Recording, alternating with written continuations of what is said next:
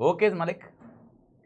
So basically हम लोग ने टाइप्स ऑफ डायरेक्टर खत्म कर दिए। एक बार मैं बता दूं, फर्स्ट डायरेक्टर और उसके बाद रोटेशनल, नॉन रोटेशनल, उसके बाद अदर देन रिटायरिंग डायरेक्टर, ये तीन कॉन्सेप्ट अलग से थे जो जनरल मीटिंग के रिलेटेड थे। उसके बाद अपन ने बात की बोर्ड ऑफ डायरेक्टर जिसको अपॉइंट करते हैं additional, alternate, nominee and casual vacancy. उसके बाद अपन ने बात किया कि ऊपर के ही मैकेनिज्म यूज किए जाएंगे, लेकिन ये कैटेगरीज ऑफ डायरेक्टर के अंदर और फिल्टर जाएगा, and that is woman director, okay, small shareholder director, independent director, and one more concept we have discussed is resident director. Okay, एक चीज मैंने आपको ऑलरेडी क्लियर बता दी, एक I just miss out during the that last lecture, जो मैंने आपको एसएसडी के टाइम पे बताया था।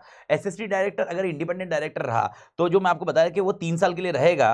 अगर कैटेगरी आपको याद आ रही है तो ये कैटेगरी इस कंटेक्स्ट में जाएगी। एक बार इधर देख लीजिए मालिक, इंडिपेंडेंट डायरेक्टर का। हाँ ओके, मेरे को बताओ लिस्टेड कंपनी में कितने इंडिपेंडेंट डायरेक्टर चाहिए? 1/3।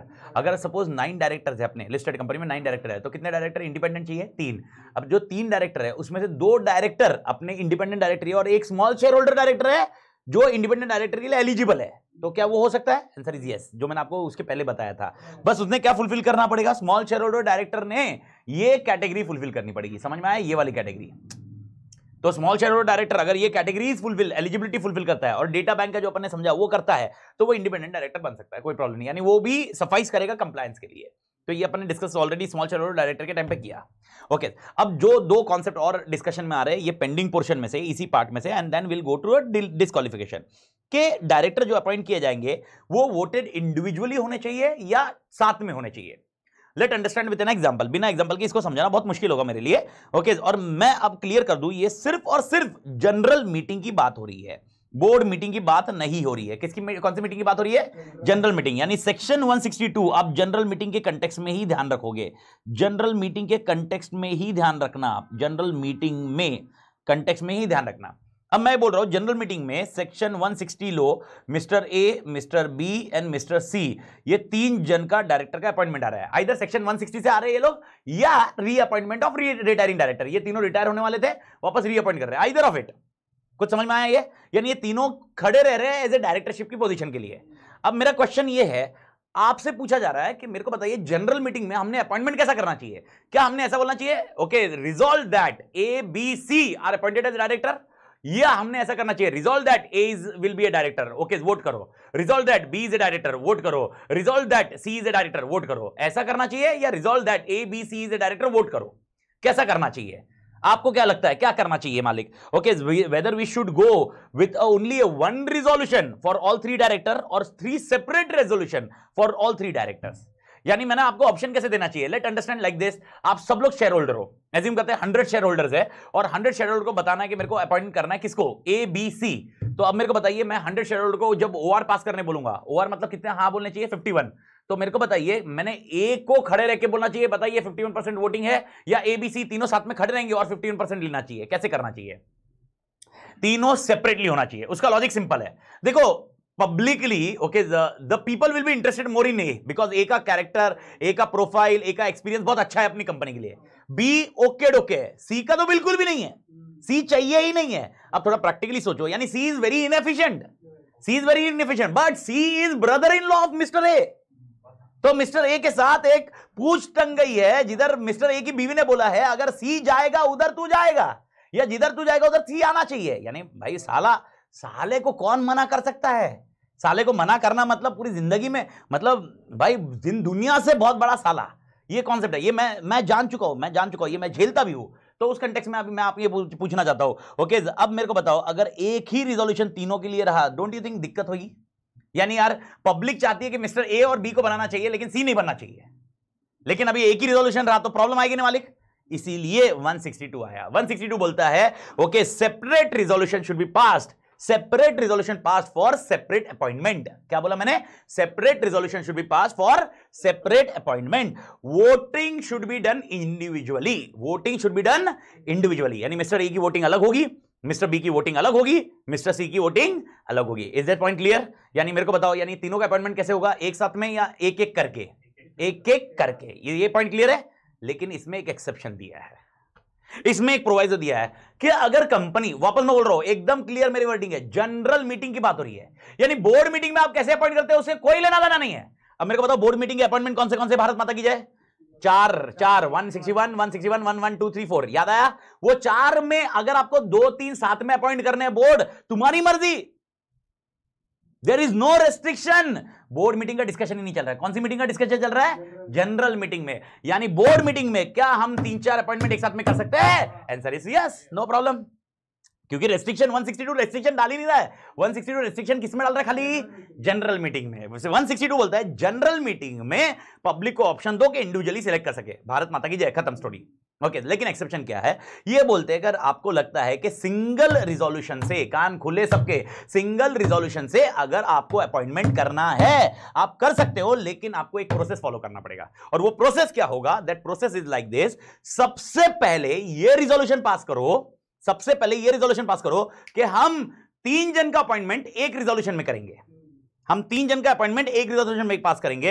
ये रिजोल्यूशन पहले पास होना चाहिए और ये यूनानिमसली होना चाहिए। ये कैसे होना चाहिए? यूनानिमसली, मतलब 100% वोटिंग होनी चाहिए। जो वैलिड वोट्स की बात कर रहे हैं, जो वोट नहीं दे रहे, एब्सेंट है या वोट नहीं दे रहे या वोट नहीं दिया, वो चल जा, पर लेकिन कोई भी वोट अगेंस्ट नहीं जाना चाहिए। और उसके बाद और एक रिजोल्यूशन पास करो कि ये 3 जन का अपॉइंटमेंट हो रहा है, तो फिर ओवर पास हुआ तो अपॉइंटमेंट हो जाएगा। मैं वापस बता रहा हूं क्या बोल रहा हूं। जनरल मीटिंग में ओके, अपॉइंटमेंट कैसे होगा मालिक? Appointment will be done individually. ये रूल क्लियर कट याद रखो, एवरीबॉडी क्लियर? लेकिन इस रूल को एक्सेप्शन दिया गया है। एक्सेप्शन क्या दिया है? अगर आपको अपॉइंटमेंट साथ में करनी है, टुगेदर करनी है, जॉइंटली करनी है, तो आपको 2 रिजोल्यूशन पास करने पड़ेंगे। पहला रिजोल्यूशन आपको ये पास करना पड़ेगा, कि भाई ओके, यहां पर we are appointing all directors, appointment of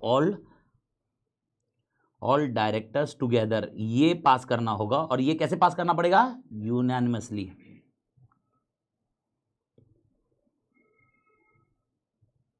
ये डायरेक्टर है और ये पास करना पड़ेगा यूनानिमसली, ठीक है? अपॉइंटिंग ऑल डायरेक्टर्स एक साथ में। तो सबसे पहले रिजोल्यूशन ये पास करेगा, रिजॉल्व दैट, मैं रिजोल्यूशन रिपीट कर रहा हूं, resolve that will be passing A resolution for the appointment of 2 और मोर डायरेक्टर्स टुगेदर। हम लोग ऐसे कहते हैं, and it has been accepted, it has been done. और ये कैसे डन होना चाहिए? Unanimously. There is no concept of OR और एसआर, यानी सारे मेंबर जो भी होंगे वो सबने क्या करना चाहिए? हाँ, there is no concept of ना, हाँ, वैलिड वोट। वापस बोल रहा हूं, वैलिड वोट का मतलब क्या है? एग्जांपल 100 है, 100 में से 10 जन एब्सेंट है, कोई प्रॉब्लम नहीं। 90 बैठे हैं, 90 वोट चाहिए, 90 में से 10 जन ने वोटिंग नहीं की, 80 बचे, तो 80 जन ने क्या बोलना चाहिए? हाँ। एक भी जन ने ना बोला तो गया, फिर अगला रिजोल्यूशन जाएगा ही नहीं। तो पहला रिजोल्यूशन नंबर 1 ये हुआ। अब आएगा रिजोल्यूशन नंबर 2, और रिजोल्यूशन नंबर 2 क्या होगा? 2 होगा कि we are appointing such director, we are appointing such director. और ये रिजोल्यूशन कैसे आना चाहिए? ये ओआर को समझा? ये अपना नॉर्मल। और ये दोनों जब पास होंगे, वापस बोल रहा हूं, ये दोनों जब पास होंगे तब जाके ओके होगा, तब जाके ये अपॉइंटमेंट वैलिड होगा। बहुत अच्छे से समझिए, बिकॉज इसमें एक ट्विस्ट है और वो ट्विस्ट मैं अभी समझाने वाला हूं। लेकिन उसके पहले ओके, आपको एक कॉन्सेप्ट समझ में आया? कॉन्सेप्ट क्या था? जनरल मीटिंग में जो भी अपॉइंटमेंट होना चाहिए वो अपॉइंटमेंट इंडिविजुअली होना चाहिए। जनरल मीटिंग में जो भी अपॉइंटमेंट होना चाहिए वो कैसे होना चाहिए? इंडिविजुअली। लेकिन there is an exception given under the section. Exception दिया हुआ है कि अगर आपको 2 या 2 से ज्यादा डायरेक्टर साथ में अपॉइंट करना है तो आपको 2 रिजोल्यूशन पास करने होंगे। पहला रिजोल्यूशन ऐसा होना चाहिए जहां पर ओके, हम ये बताएंगे कि हम ऐसे डायरेक्टर्स को एक साथ में रिजोल्यूशन पास करके अपॉइंट करने वाले हैं, और वो यूनानिमसली पास होना चाहिए। और दूसरा रिजोल्यूशन होगा उन डायरेक्टर को अपॉइंट करने का, साथ में अपॉइंट करने का। यानी अपने एग्जांपल में ए बी सी की बात कर रहे हैं, मैं पहला रिजोल्यूशन ऐसे पास करूंगा, resolve that mister A B C will be appointed by only 1 resolution. हाँ या ना बोलिए। अब मेरे को बताइए कितने हाँ चाहिए इसमें? यूनानिमस 100% यस चाहिए। 100% जब मैं बोल रहा हूं तो इसका मतलब 100% है तो 100% नहीं, जितने वोट करेंगे वैलिड वोट्स 100% आने चाहिए। ये पॉइंट आपने ध्यान रखना है। और ये होने के बाद फिर मैं बोलूंगा resolve that ABC will be the director for the current year, they are appointed as a director and they are appointed as a non rotational director और rotational director, whatever it may be. ये category है, आप हाँ या ना बताइए। और उसमें मेरे को कितने परसेंटेज चाहिए? 51%। लेकिन याद रखना, जब मैं ओआर बोल रहा हूं इसका मतलब आपने ओआर ही कंसिडर करना, ऐसा नहीं है।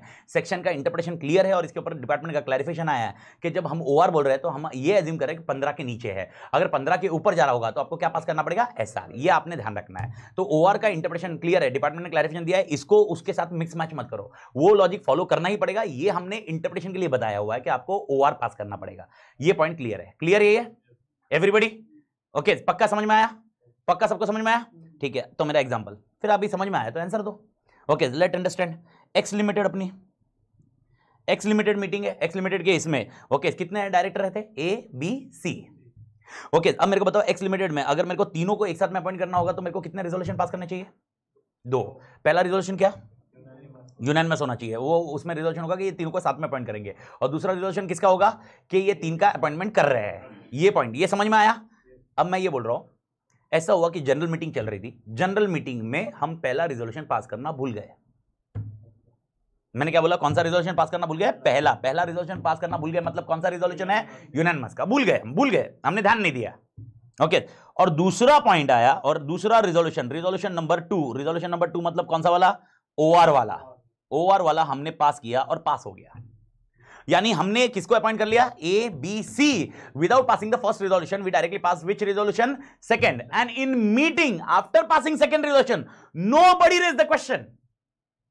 मीटिंग कंक्लूडेड, कोई एक क्वेश्चन नहीं आया हमारे पास, कुछ नहीं हुआ, सबने बोला okay okay ABC ABC ABC ABC हो गए, तीनों डायरेक्टर हो गए।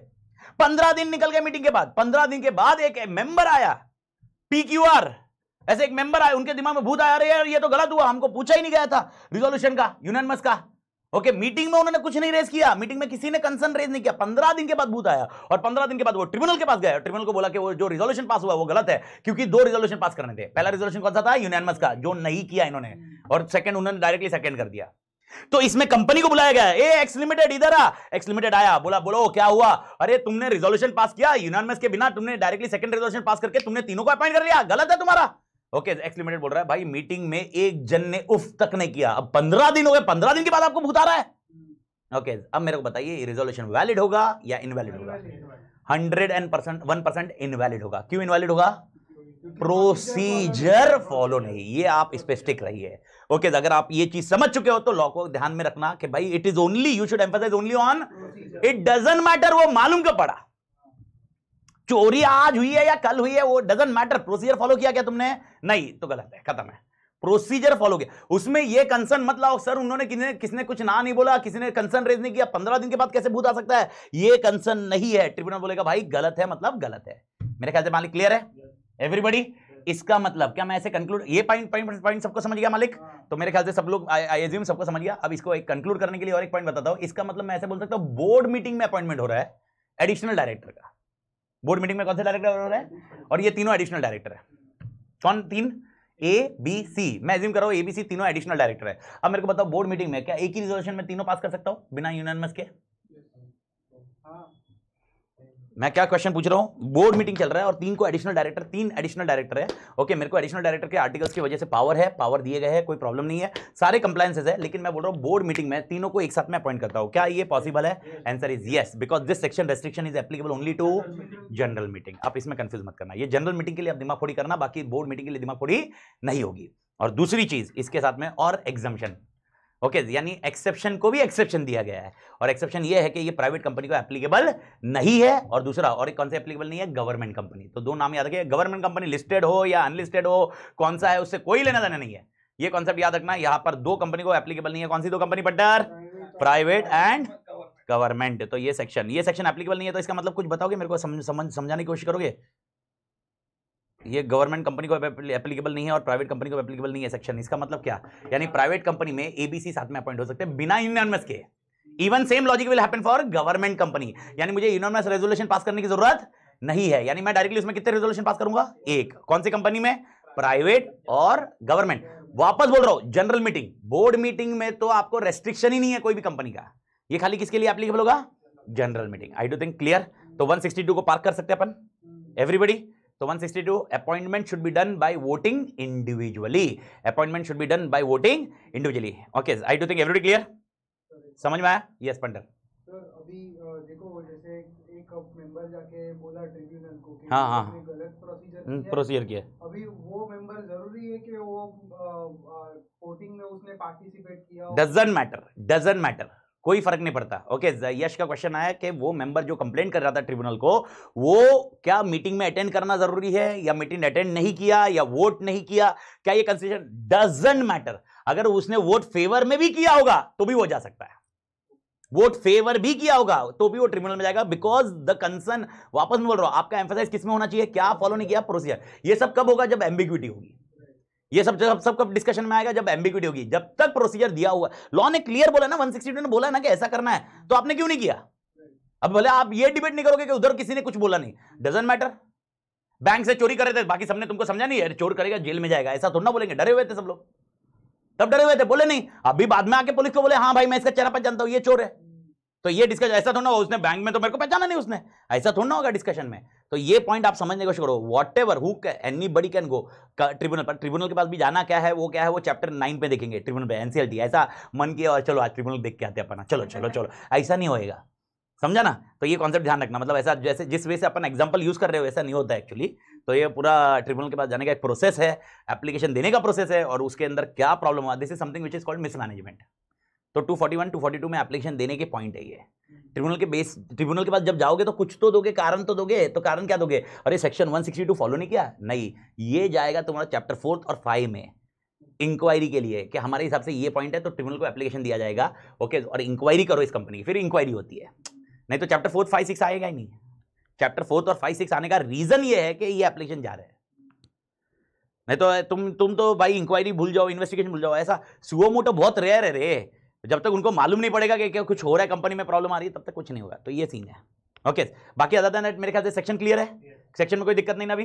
तो अभी मेरा क्वेश्चन एकदम सिंपल है, जनरल मीटिंग में अगर 2 से ज्यादा अपॉइंटमेंट करने हैं तो 2 रिजोल्यूशन चाहिए, यूनानिमस से ज्यादा 2 रिजोल्यूशन चाहिए।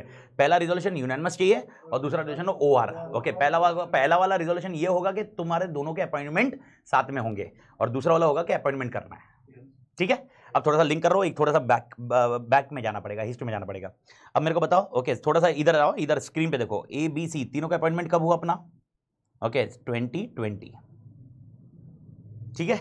ओके, अब मैं बाकी और कंफ्यूजिंग नहीं कर रहा हूं, बस ज्यादा उसमें एग्जाम्पल को बढ़ा नहीं रहा हूं, मेरे को जो क्रक्स है वो समझाना है डायरेक्टली। ओके, ये रोटेशनल में थे, किस में थे बेटा? रोटेशनल में थे, तो आपको समझ में आना चाहिए रिटायरिंग होंगे बेवड़ो, हाँ या ना?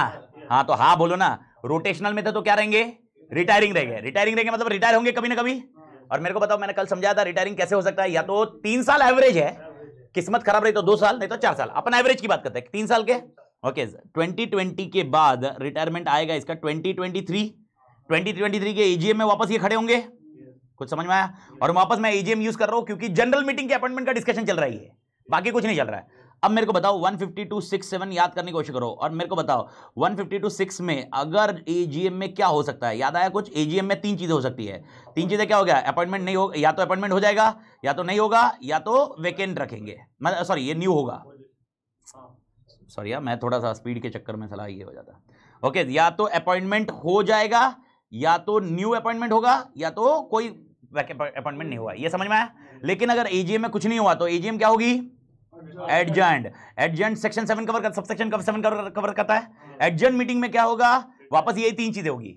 लेकिन अगर एडजर्न्ड मीटिंग में भी नहीं हुआ तो डीम्ड रीअपॉइंटमेंट था, deemed reappointment except, deem reappointment except 5 चीजें मेरे को रिकॉल कराओ। 5 चीजें कौन सी 5 चीजें कौन सी थी? पहला डिस्क्वालिफिकेशन, अनविलनेस, रिजोल्यूशन डाला था लॉस्ट हुआ, चौथा पॉइंट था resolution required by law, and last था सिंगल रिजोल्यूशन। ये पॉइंट है, यानी अगर ये ऐसा अपॉइंटमेंट हुआ था तुम्हारा 2020 में, और 23 में जब तुम 152.7 में जाओगे और एडजर्न एजीएम में कुछ डिस्कस नहीं हुआ, तो ये डीम रीअपॉइंटमेंट नहीं होगा। कुछ समझ में आया मालिक? याद आया? याद आया ऊपर का डीम रीअपॉइंटमेंट? कल का एग्जांपल मैंने क्लियर किया था, मैं बोला था कल बताऊंगा।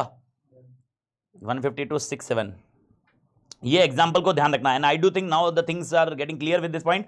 तो सिंगल रिजोल्यूशन से अगर तेरा पॉइंट में, यानी एबीसी का तीनों सिंगल से हुआ था ना, अब सिंगल से हुआ था इसका मतलब कैलिबर नहीं था, इसलिए तो सिंगल से किया। कैलिबर होता तो अलग अलग करते थे, तुमको मालूम था सी की औकात नहीं है, सी की औकात नहीं, इसलिए एबी के साथ में टिकट दिया। तो ऑडिट लॉ ले और एक सब्जेक्ट फ्री ले, टिकट डाला। ओके, कुछ समझ में आ रहा है? मतलब थोड़ा सा कंटेक्स्ट वैसे जा रहा हूं, लेकिन पॉइंट है, पॉइंट वैसे जा रहा है ना भाई, सिंगल रिजोल्यूशन में अगली बार नहीं आने का भाई। तो ये पॉइंट है, तो सिंगल रिजोल्यूशन में हुआ रहेगा, तो वो जो तीनों एबीसी है वो डीम्ड रीअपॉइंटेड नहीं रहेंगे। खत्म खत्म। फिर सर इस केस में क्या होगा? उस केस में position vacant. I do think समझ में आ गया। तो ये कॉन्सेप्ट भी क्लियर हो गया। तो अभी ये इसको रेड में हटा देता हूं, यानी आपको बस सेक्शन नंबर याद रखना है। इसमें सेक्शन नंबर क्या है अगर याद आ गया तो अभी 162 का logic. I do think clear है ये पॉइंट। अभी खाली बचा अपना रिजोल्यूशन रिक्वायर्ड है, वो बाद में करेंगे, लेकिन आई डू थिंक अभी लिंक हो गया तो 162 खत्म। ओके, अब बढ़ते हैं आगे 163 पे, ऑलमोस्ट लास्ट सेक्शन बेसिक्स में, मतलब अपॉइंटमेंट के मेथड में। ओके, अब देखो एक छोटा सा कॉन्सेप्ट समझते हैं अपन। एक छोटा सा कॉन्सेप्ट ऐसा है कि यार अब इमेजिन करो मेरा group A B C D E, जब मैं ग्रुप बोल रहा हूं इसका मतलब इन्वेस्टर्स, इन्वेस्टर एक कैटेगरी ग्रुप का ए है, बी है, सी है, डी है और ई है। और ए ने इन्वेस्टमेंट किया है 20%, बी ने इन्वेस्टमेंट किया 20%, सी ने इन्वेस्टमेंट किया 20%, डी ने इन्वेस्टमेंट किया 20%, ई ने इन्वेस्टमेंट किया 20%। ओके, सबका मिला के टोटल कितना हुआ 100। अभी अपन डायरेक्टर जो रखना चाहते हैं, एग्जांपल बोल रहा हूं, डायरेक्टर रखना चाहते हैं 12, रखना चाहते हैं 12, वापस 12 जो अपॉइंट होंगे, ओके अपॉइंट होंगे, उसमें रिजोल्यूशन पास किया जाएगा। इसमें भी कहीं पर ऐसा भी नहीं होगा ना, ए और बी साथ में आ गए, सी और डी साथ में आ गए तो भी 51% नहीं अचीव हो रहा है, ग्रुप में डिस्प्यूट्स हो सकते हैं, ऐसा ऐसा है। इसीलिए 163 पिक्चर में 163 बोलता है कि मैं सारे सेक्शंस को ओवरराइड करूंगा, यानी सारे सेक्शन आप भूल जाइए अभी तक जो तुमने पढ़े, अभी तक तुमने जो भी सेक्शन पढ़े। ओके सर कौन से सेक्शन? ओके आपने पढ़ा था फर्स्ट डायरेक्टर, आपने पढ़ा था रोटेशनल नॉन रोटेशनल डायरेक्टर, आपने पढ़ा था 160 वाला डायरेक्टर, ये सब सेक्शन एक बार के लिए भूल जाइए और 163 को यूज करिए। 163 बोलता है जितना आपका शेयर है उस हिसाब से, उस रेशियो से आप ही डायरेक्टर सिलेक्ट कर लीजिए।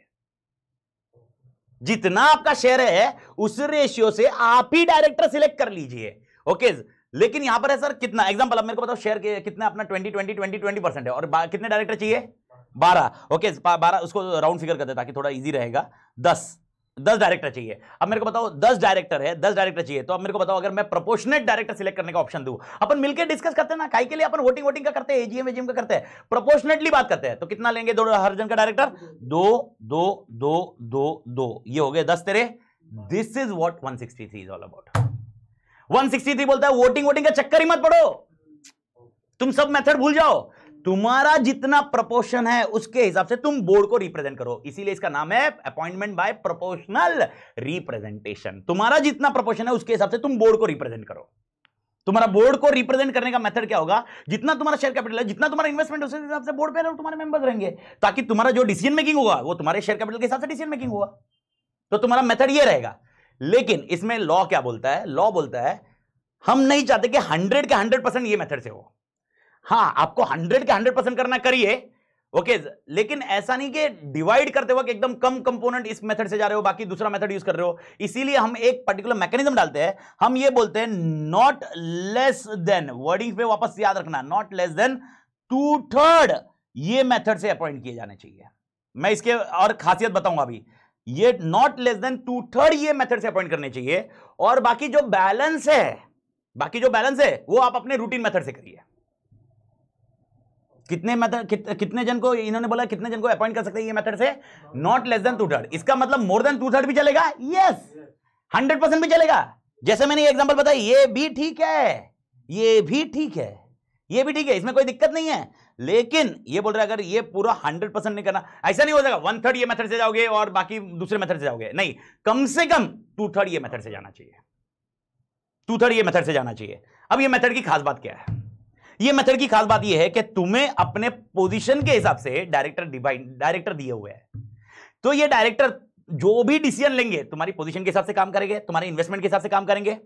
ये डायरेक्टर 3 साल तक हिलने वाले नहीं है, 3 इयर्स तक इनको कोई निकाल नहीं सकता। इसीलिए 3 years they are permanent director. 169 can not be used against them. No member can remove the other director because this is what method is all about, overriding all sections. ये सारे सेक्शन को ओवरराइड करेगा, यानी ये section को कोई, अगर इसमें तू यहां पर ए वाले ग्रुप ने 2 डायरेक्टर को बना दिया, 2 डायरेक्टर बन गए उसके, वो 2 डायरेक्टर को हाथ नहीं लगा सकता। कितने साल? 3 साल। कैसे निकालेगा? ए को निकालेगा वो 3 साल के बाद दिखेंगे, 3 साल तक जैसे चल रहा है वैसे। बता रहा ना उस पे पॉइंट, तू इन्वेस्टमेंट की बात कर रहा है। पहले मैं बोल रहा हूं डायरेक्टर कितने साल रहेगा इसमें? 3 साल, लेकिन 3 साल तक उसको कोई 169 यूज करके निकाल नहीं सकता। लेकिन हो सकता है डेथ हो जाए, हो सकता है वो खुद रिजाइन करे, देखो हो सकता है डिस्क्वालीफाई हो जाए, there can be many thing. हो सकता है वो डिस्क्वालीफाई हो सकता है वो खुद रिमूव हो जाए, हो सकता है वो रिजाइन हो जाए, हो सकता है भगवान उसको रिमूव कर देवे। There can be many things on this. इस केस में 161(4) यूज करने का। 161(4) मतलब कौन? कैजुअल वैकेंसी, यानी बाकी जो बैलेंस बचे हुए बोर्ड वाले वो अपॉइंट करेंगे, यानी फिर बाद में ए नहीं आएगा पिक्चर में। ओके, ए कब अपॉइंट करेगा? खाली पहली बार अपॉइंट करेगा। उसके बाद अगर डायरेक्टर प्लस माइनस हुए तो उसके अपॉइंटमेंट कौन करेगा? Board, by doing casual vacancy position. बस इससे ज्यादा नहीं होगा इसमें। क्लियर है ये पॉइंट? ये पॉइंट क्लियर हुआ? ओके, अब मेरे को बताओ कितने मेंबर कम से कम चाहिए? 2/3 कम से कम, not less than 2/3। Can there be 100% also by this method? Yes. तो इसको मैं थोड़ा समझाता हूं। अभी एज्यूम करते हैं अपन 2/3 ही लेते हैं। ओके, मेरे को बताओ 15 डायरेक्टर पैनल पे, 15 डायरेक्टर अपने को रखने हैं, तो मेरे को बताओ ये मेथड से कितने जाएंगे, यानी 163 मेथड से कितने जाएंगे? 2/3 मतलब कितने हुए? 10 जन। तो 163 मेथड से 10 अपॉइंटमेंट होंगे, 10 अपॉइंटमेंट होंगे। और अदर मेथड से आराम से समझने शुरू। अदर मेथड मतलब 160 के हिसाब से कितने होंगे? 5। ओके, ये कितने साल काम करेंगे? 3 इयर्स। कंपल्सन है 3 इयर्स तक ये परमानेंट हो गए, हाँ परमानेंट, यानी 169 कैन नॉट बी यूज्ड। ठीक है, ये रोटेशनल नॉन रोटेशनल के मेथड में घुसेंगे क्योंकि ये रूटीन डायरेक्टर्स है। कुछ समझ में आया? ये साइकिल में रहेंगे, 152 67 में जाएंगे, और यहां पर 169 कभी भी यूज कर सकते हैं। यानी अगर कोई डायरेक्टर ये मेथड से हुआ है तो उसको निकाला नहीं जा सकता। ये मेथड से कोई अपॉइंट किया गया तो उसको निकाला नहीं जा सकता, लेकिन बैलेंस डायरेक्टर जो नॉर्मल मेथड से हुए हैं उनको अपन निकाल सकते हैं। ओके सर, और ये लिखा किधर है? 169 से नहीं लिखा सकता है। 169 सेक्शन में भी जाओगे तो उधर प्रोवाइजो में लिखा है कि अगर आपके डायरेक्टर 163 के मेथड से अपॉइंट हुए हैं तो वहां पर वो डायरेक्टर को हम निकाल नहीं पाएंगे। कौन नहीं निकाल पाएगा? मेंबर। यार नहीं तो फिर लॉजिक क्या बचेगा? मेरे को बताओ, ए बी सी डी ई ने 2-2 जन अपॉइंट कर दिए और बाद में ई को निकालना है, ओके, ए के डायरेक्टर को, तो फिर तो मेथड का लॉजिक ही नहीं बचेगा। इसलिए हमने वो ब्लॉक रख दिया कि 3 साल तक कोई छेड़छाड़ नहीं करेगा। और अभी 3 साल के बाद क्या होगा सर? 3 साल के बाद ये डायरेक्टर का वेकेंट हो जाएगी पोजीशन और वापस नए डायरेक्टर अपॉइंट हो गए। लेकिन नए डायरेक्टर कैसे होंगे? जिसका जैसा शेयर हो सकता है, ए बेच के चला जाए बी को, ए पूरा शेयर बेच के चला जाए। हो सकता है 1 साल के बाद ही ए बी को बेच के चले जाए, पर उससे कोई फर्क नहीं पड़ेगा। उससे बी नहीं बोलेगा कि अभी डायरेक्टर बदलो, डायरेक्टर निकाल नहीं सकता। यही मैं आपको समझाया हो। आप समझा? मतलब मेरे को बताओ, ये 2020 में ये शेयर से अपॉइंटमेंट हो गया, ये इससे अपॉइंटमेंट हो गया, ये समझ में आया? 2020 में, 2021 में ए ने बेच दिया। मेरे को बताओ, जो दो डायरेक्टर ए ने अपॉइंट किया था वो कितने साल रहेंगे? 3 साल। 3 साल मतलब, और अगले साल में इसने तो शेयर बेच दिया। किसको बेच दिया? बी को। अब बी नहीं बोलेगा 4 मेरे होने चाहिए। लॉक इन पीरियड कितना है? 3 साल। 3 साल तक बी भी छेड़ नहीं सकता, ये अपन ने बोला है। 169 बी कैसे निकालेगा? मेरे को बताओ सही। ग्रुप ऑफ इन्वेस्टर बी है वो निकालेगा कैसे? 169 तो मेथड है। दूसरा कौन सा मेथड है? और दूसरा मेथड है तो वो अनइथिकल मेथड है, गाड़ी से उड़ा दिया। समझा? अनइथिकल मेथड मतलब गाड़ी से उड़ा दिया, मतलब डायरेक्टली उड़ा दिया। ये मेथड यूज करना वैलिड है क्या? अपन अच्छे लोग हैं अपन लोग, अपन कंपनी, अच्छी कंपनी की बात कर रहे हैं अपन, थोड़ा ना एक्स्ट्राऑर्डिनरी कंपनी की बात कर रहे हैं जहां पर यार ऐसा कुछ एक्स्ट्रा मतलब कुछ आड़ा तेरा कांड होगा। तो लॉजिकली आप समझना शुरू करो, मैं ये बता रहा हूं कि अगर बाई चांस 1 साल के बाद या 6 महीने के बाद ये प्रोपोर्शन चेंजेस होता है, जो अपन ने ये लिखा है, ये प्रोपोर्शन चेंजेस होता है, तो भी क्या डायरेक्टर का प्रोपोर्शन चेंज होगा? नहीं। कितने साल के बाद ये चेंज होगा? 3 साल। 3 साल के बाद जिसका जैसा प्रोपोर्शन, उसके हिसाब से वो डायरेक्टर सिलेक्ट करेगा। आई डू थिंक 163 समझ में आया एवरीबडी?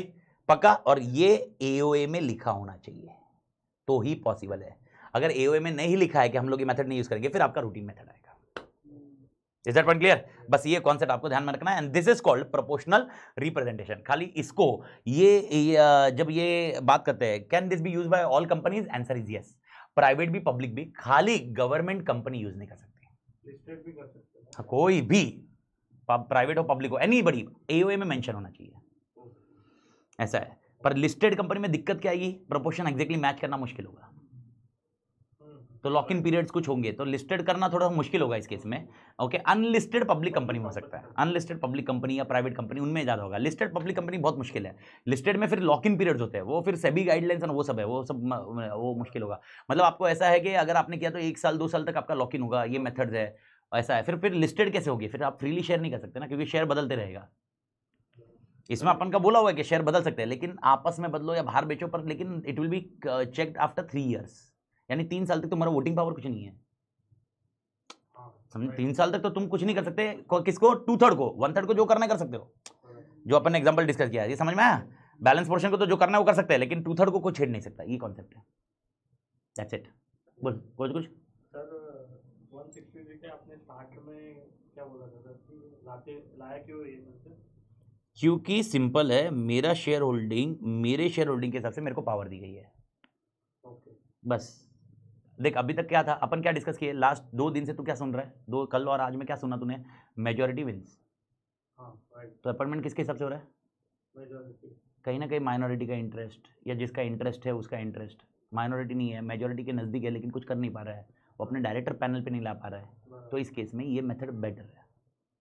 तो इसमें भी सर पर्पज ये है, जितना मेरा शेयर है उतना डिसीजन मेकिंग होगा, तो फिर ये डायरेक्टर मेरे हिसाब से काम करेंगे। ग्रुप ए जो बोलेगा, एग्जांपल लेट अंडरस्टैंड तू जो एग्जांपल बोल रहा है, तो चलो बोर्ड मीटिंग हुई, बोर्ड मीटिंग में कितने जन बैठे हुए हैं, ओके एग्जांपल ये 10 जन बैठे हुए और 5 जन अलग से 15 जन बैठे हुए हैं, ओके। अब कुछ डिस्कशन हो रहा है, एग्जांपल रिलेटेड पार्टी कॉन्ट्रैक्ट हो रहा है डिस्कशन, जो इसमें सी के साथ ट्रांजेक्शन होने वाला है, ग्रुप सी के साथ। मेरे को पता ग्रुप सी का इन्वेस्टर किसको फोर्स करेगा वोट करने, ग्रुप सी जो उसके जो 2 डायरेक्टर है, और उसके साथ में जो उसके ग्रुप है वो उसके साथ करेगा। इस तरह से ये डिसीजन हो सकता है, ताकि तुम मेरे लिए वोट करे ना फेवर में। अल्टीमेटली क्या होगा, अगर पब्लिकली हो गया और फिर वोट करना मेरे फेवर में मुश्किल होगा। तो अभी यहाँ पर डायरेक्टर सुनते हैं ना यार, जिसने डायरेक्टर को पैनल पे लाया और उसको वो सब मिल रहा है, तो वो डायरेक्टर उसका सुनेगा ही ना, जिस इन्वेस्टर के बिहाफ पे काम कर रहा है ना यार। ऐसा नहीं होगा वो सब उसका ही सुनेंगे, लेकिन वोटिंग के लिए ये फोर्स कर सकते हैं, कंपल्शन नहीं है, लॉ नहीं बोलता है, लेकिन मैं रीजन बता रहा हूं कि ये रीजन क्या है, 163 का रीजन क्या है। यानी तू बोल रहा है सर ये सब करके इतना ये करके क्या हो रहा है, इतना ये करके हो रहा है कि वोटिंग इन्फ्लुएंस होता है। अल्टीमेटली वोटिंग ही तो मैटर है। तू देख रहा है तो सब जगह ओआर एसआर के बेसिस पे तो सब काम हो रहा है। तो सर अपॉइंटमेंट करने के 4 तरीके हो गए ना, 152(1), 152(6)(7), हाँ 160, और ये अपॉइंटमेंट है ही नहीं ना, ये मेथड ही अलग है, इसलिए तो मैंने बोला ये सबको ओवरराइड करता है। This is not a method of appointment of director, this is separate method all together based on investors. Example अपन 4 जन है, ओके, अभी अपन 4 जन बोल रहे हैं क्यों मीटिंग बुलावे और क्यों अपॉइंट करे, तो एक काम करते हैं, तेरे दो मेरे 2। सर तो इसका फर्स्ट ईयर तक कैसा सेम लॉजिक, तू तेरे 2 नाम बताएगा, मेरे 2 नाम, मीटिंग कुछ नहीं होगी, अपनी मीटिंग 2 नाम देंगे, आर्टिकल्स में जैसे नाम रहता है वैसे दे दे। एओए इसलिए तो बोला ना, एओए में लिखा होगा, एओए में नहीं, एओए में नाम दिया जाएगा, तेरे 2 मेरे 2 इसके 2 चारों के नाम दिए जाएंगे, और हम लोग मेथड लिखेंगे कि ये एओए वी आर यूजिंग 163, और ताकि 3 साल अभी ये निकाला नहीं जाएगा, और हम चाहिए तो सबके 100% भी कर सकते हैं। इन सेक्शन ने क्या बोला, नॉट लेस देन 2/3 है, तो आप 2/3 या 2/3 के ऊपर करना चाहते हो, आपकी विश है, दैट्स इट। तो वो 152 वन वो 5 अगर रहे तो फिर अपने को जनरल मीटिंग बुलाएंगे, और वो 5 के लिए करेंगे, ये 10 को कोई छेड़ेगा नहीं, ऐसा है। 10 का नाम एओए में लिखा जाता है, तो वापस 3 साल के बाद एओए मॉडिफाई किया जाएगा, इसलिए तो मैंने ये पॉइंट लगा, ये देख इस पे एम्फेसाइज कर, देख जब भी ऐसा कुछ होता है ना तो एओए में लिखा जाना होना चाहिए, तो एओए में अगर मेंशन नहीं है ना ये, तो फिर नहीं होगा। तो अगर आज अपन चारों ने मिलकर कंपनी इनकॉर्पोरेट की और अपने को ये मेथड फॉलो करना है, एओए में अपन तू मेरे ना सबके नाम दे देंगे और काम हो जाएगा, दैट्स इट। 163 समझ में आया, ओके। खाली ये कौन सी कंपनी को एप्लीकेबल नहीं होगा, गवर्नमेंट कंपनी, क्योंकि गवर्नमेंट कंपनी का लॉजिक सिंपल है, गवर्नमेंट कंपनी का वोटिंग राइट 51% है और वो मेजोरिटी विन जीतना चाहती है। अगर तुमने गवर्नमेंट कंपनी को भी ये कॉन्सेप्ट में डाल दिया तो जो दूसरे जन है वो भी पैनल पे आ जाएंगे, समझो शुरू। ओके, मेरे को बताओ गवर्नमेंट कंपनी में कितना परसेंटेज वोट गवर्नमेंट का है, 51% से ज्यादा, तो एज्यूम करते हैं 60-40 का रेशियो, यानी ग्रुप गवर्नमेंट का 60 है और ग्रुप ए इन्वेस्टर है वो 40 है, ओके ये समझते हैं। अभी इमेजिन करो अगर ये 163 यूज करते हैं, तो मेरे को बताओ, डोंट यू थिंक, आपको नहीं लगता कि यहाँ पर 60-40 के रेशियो में अगर 10 डायरेक्टर है तो 6 डायरेक्टर ये होंगे, 4 ये होंगे, तो भी सर मेजॉरिटी तो उनकी है ना, तो 163 से भी गए तो होने दो मेजोरिटी, लेकिन बोर्ड मीटिंग में सारे के सारे 6 आएंगे थोड़ा ना है। बोर्ड मीटिंग के टाइम पे मैं इंश्योर करूंगा ये चारों पहुंचे, और उधर के 2 नहीं आए, खत्म हो गया ना। यही तो मेन है, ये मतलब कहीं ना कहीं government is giving a decision to the other a group, तो government does not want that. Government company में मेरा डिसीजन मेकिंग मैं दूसरे को कैसे दूंगा, तो इसलिए तो गवर्नमेंट कंपनी, नहीं तो 51% से कम कर दूं मैं, इसीलिए ये मेथड रोक के रखा है कि गवर्नमेंट कंपनी यूज नहीं करेगी, और गवर्नमेंट ने ही डाला है, ये एक्सेप्शन नहीं है, ये रूल्स में आया है कि गवर्नमेंट कंपनी इसको यूज नहीं करने वाली, बस क्लियर है। ओके मेरे ख्याल से 163 क्लियर, अब पक्का क्लियर 163 कॉन्सेप्चुअली क्लियर। तो अगर अभी जैसे तूने बोला उस कंटेक्स्ट को यूज करे, पर वो बहुत गलत होगा, क्योंकि ये मेथड ही अलग है, प्रोपोर्शनल रिप्रेजेंटेशन का मेथड ही अलग है, ये कॉन्सेप्ट ही अलग है, तो इसको एकदम अलग ही रखो आप। ठीक है, तो अभी यहाँ पर अपना टाइप्स वाला सेकंड पोर्शन मेरे ख्याल से पूरा का पूरा भी खत्म है और पूरा का पूरा क्लियर है। ओके, मैं थोड़ा सा मतलब जैसे भी है, मैं आई कवर्ड एवरीथिंग, मतलब एक भी चीज़ उसमें से छोड़ी नहीं अपन ने, मतलब ऐसा कुछ है नहीं कि आपको जो पढ़ना है और ऐसा कैसा अपना आगे कवरेज है, तो अपने को ऐसा बस आप ध्यान देते जाओ, कंटेंट वाइज फ्लो करते जाओ और कुछ पॉइंट रहा तो अपडेट करो। ओके, अभी टाइप्स खत्म हो गए, अब बढ़ते हैं अपन नेक्स्ट पॉइंट की तरफ, टर्मिनेशन। टर्मिनेशन के तरीके कितने हैं, स्क्रीन पे कितने दिख रहे हैं? 4, मैं बोलूंगा 5। लिखे तो 4 है सर, पर 5 कैसे बोल रहे हो? क्योंकि एक मेथड है ना वो डीम्ड है, मैं समझाता हूं कैसे। 4 मेथड स्क्रीन पे क्या दिख रहे हैं? एक डिस्क्वालिफिकेशन दिख रहा है, एक वेकेशन दिख रहा है, एक रेजिग्नेशन दिख रहा है, एक रिमूवल दिख रहा है, और एक मेथड और एक है जो रिटायरिंग डायरेक्टर है। रिटायरिंग डायरेक्टर में भी तो टर्मिनेशन आता है, तो जो 152(6) वाला पोर्शन है वो भी इस सेट में काम आता है। यानी अगर मैं आपको कभी बोलूं कि डायरेक्टर निकलते कैसे कंपनी से निकलेंगे कैसे, तो 5 तरीके होते हैं। एक है जो रिटायरिंग डायरेक्टर वो रिटायर हो जाएगा, वो अपन ने 152(6) में देखा। दूसरा डिस्क्वालीफाई होगा, तीसरा वेकेट करेगा, चौथा रिमूवल रेजिग्नेशन होगा, पांचवा रिमूवल होगा। तो 5 मेथड है, लेकिन वो एक मेथड मैंने क्यों नहीं लिखा टर्मिनेशन में? लॉजिक सिंपल है, वो कवर कर चुके हैं कल, we completed that portion yesterday कि वो रिटायरिंग कैसे होगा, क्या होगा, वो स्ट्रक्चर क्लियर है अपने लिए, पक्का समझ में आया? ठीक है, अभी 4 चीजों की बात करते हैं। 4 चीजों में से मेरे ख्याल से रेजिग्नेशन सबको पता है। रेजिग्नेशन मतलब कौन दे रहा है? डायरेक्टर खुद निकलना चाहता है या कंपनी निकालना चाहती है? खुद निकलना चाहता है। और रिमूवल में जब मैं बोलूं कंपनी निकालना चाहती है, मतलब कौन? Share holder. बोर्ड के पास औकात नहीं है, board does not have a power, board does not have a power to remove director, board has a power to remove managing director. Managing director से हटा के वो उनको डायरेक्टर रख सकते हैं, लेकिन वो डायरेक्टर नहीं निकाल सकता। बोर्ड ये बोल सकता तू एमडी नहीं है कल से, तो अभी एमडी नहीं है इसका मतलब ये डायरेक्टर भी नहीं है, ऐसा नहीं है। डायरेक्टर निकालने के लिए कौन चाहिए? मेंबर। बिना मेंबर के डायरेक्टर नहीं निकाल सकता। तो एक चीज एकदम ब्लाइंडली दिमाग में बिठा दीजिए कि भाई बॉस एट एनी कॉस्ट, कुछ भी पोजीशन आ जाए, board can not remove directors. Who can remove director? Only member. हाँ, आप ये डिबेट कर सकते हैं मुझसे, सर वो एक डायरेक्टर है वो भी मेंबर है, तो हाँ अगर वो स्पेशल नोटिस दे सकता है तो निकाल सकता है, लेकिन वो खुद मर्जी से निकालेगा ऐसा नहीं है, ओआर पास होना चाहिए। ये सब प्रोसीजर फॉलो करना पड़ेगा। कौन सा प्रोसीजर? 169 का।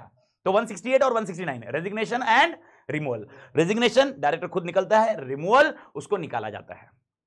अब बात करते हैं 164 एंड 167। ठीक है, 164 167 165 किधर गया सर? नंबर ऑफ डायरेक्टरशिप, याद आया? 20 20 10 नंबर ऑफ डायरेक्टरशिप 165, और 166 है ड्यूटीज ऑफ डायरेक्टर, जो अपना लास्ट आंसर रहेगा। तो 164 165 166 167 168 169। 164 डिस्क्वालिफिकेशन, 163 क्या था? थोड़ी देर पहले पढ़ा, प्रोपोर्शनल रिप्रेजेंटेशन। 162 क्या था? ओके, वोटिंग इंडिविजुअली, क्लियर है। और 161 का लॉजिक उसके पहले वाले पॉइंट में आते हैं, जो अपन बाद में वापस देखेंगे विद रिस्पेक्ट टू रिवाइज करते वक्त, लेकिन यहां से आप सीक्वेंशियली याद रखो। 162 163 164 165 166 167 168 169। ओके, कॉन्सेप्ट एकदम सिंपल रखो। अब बात करते हैं डिस्क्वालिफिकेशन 164 और वेकेशन 167। तू डायरेक्टर अपॉइंट नहीं हुआ है, तू डायरेक्टर अपॉइंट नहीं हुआ है, तू मेरे पास आया, बोला अमित मैं डायरेक्टर बनना चाहता हूं। मैं बोलूंगा पहले मेरे को यह बता तू डिस्क्वालिफाइड है क्या?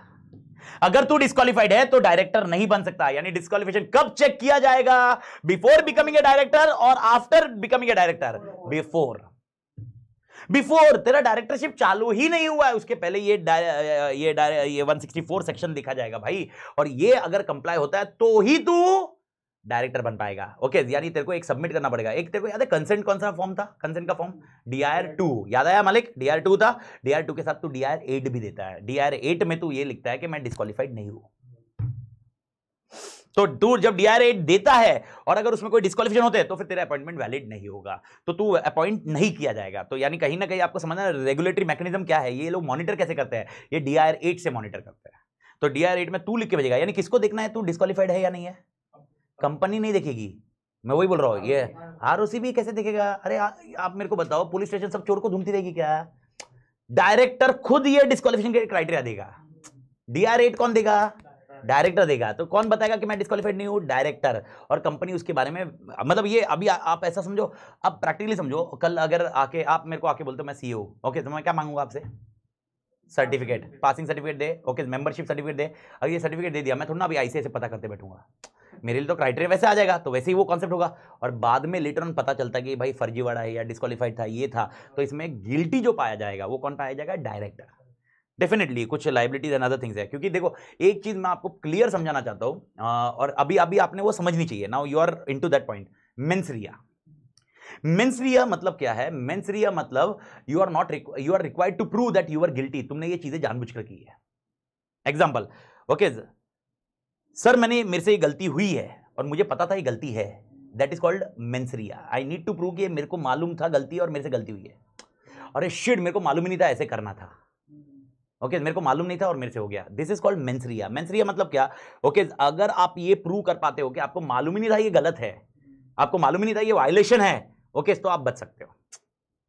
देखो मर्डर करने के बाद तो बचना नामुमकिन है। ओके मर्डर, देखो आप केसेस को समझो। ओके तो यानी कहीं ना कहीं एग्जांपल, इन शॉर्ट एग्जांपल, आप कोई बिजनेस चालू करते हो और आपने लाइसेंस नहीं लिया और आप लेटर ऑन पकड़े जाते हो। अब आप क्या बोलोगे? अरे यार मेरे को तो मालूम ही नहीं था ये लाइसेंस लगने वाला है। ओके अब ये बोलते हो, ठीक है, फिर कोर्ट बोलती है ठीक है नहीं मालूम था ना, छोड़ दे, अभी छोड़ दे, अगली बार ध्यान रखना। This is called mens rea. Companies act में मेंसरिया नहीं होता है। बस ये ध्यान रखना। ओनली वन सेक्शन में मेंसरिया दिया है और वो है वेकेशन केस में। मैं आपको समझाऊंगा वो क्यों। वही एक सेक्शन है जिधर आप कंटिन्यू करते रहे जबकि आपको वेकेट करना था और आप प्रूव करते हो कि आपको मालूम नहीं था, किसको? डायरेक्टर को, कि आप वेकेट करना चाहिए था, तो डायरेक्टर बच सकता है। यानी पेनल्टी कब लगेगी? जब वो विलफुली कुछ करेगा। अगर गलती से हुआ तो गिल्टी नहीं। लेकिन पूरे कंपनीज एक्ट में मैं एकदम क्लियर बोल रहा हूं, mens rea is not required to be prove. There is no concept of mens rea. जैसे गलती हुई है या नहीं हुई है मुझे नहीं मालूम, गलत हुआ है, प्रोसीजर फॉलो नहीं किया। इन शॉर्ट अभी आप प्रोपोर्शनल ये वोटेड इंडिविजुअल का एक बात किया था अपने डिस्कशन कि सर मेरे को मालूम नहीं था 2 रिजोल्यूशन पास करना है, मेरे को तो लगा एक ही है, मैंने लॉ थोड़ना पड़ा था, मेरे को सीएस ने बताया थोड़ा ना, ऐसा थोड़ा होगा, ऐसा नहीं होगा भाई, गलती है ना पेनल्टी भरो। कुछ समझ में आ रहा है? इवन डिस्क्वालिफिकेशन में ऐसा रहेगा, mens rea is not required to be prove. तू बाद में नहीं बोलेगा मेरे को मालूम नहीं था ये डिस्क्वालिफिकेशन था, मेरे को मालूम नहीं था ये डिस्क्वालिफिकेशन था। गया, मालूम हो या ना हो, खाली एक वेकेशन वाले पोजीशन पे ओनली वन प्लेस है जहां पर आपको ये समझाया जाएगा और उसका कारण भी बताऊंगा मैं। ओके वो पर अपन कल देखेंगे वो वाले पॉइंट पे। लेकिन मतलब अभी बैकग्राउंड तो समझ में आ गया, पूरी बैकग्राउंड समझ में आ गया। तो मेरे को बताओ डिस्क्वालिफिकेशन कब देखोगे आप? Before appointment. ओके अब मेरे को बताओ ये कौन देखेगा?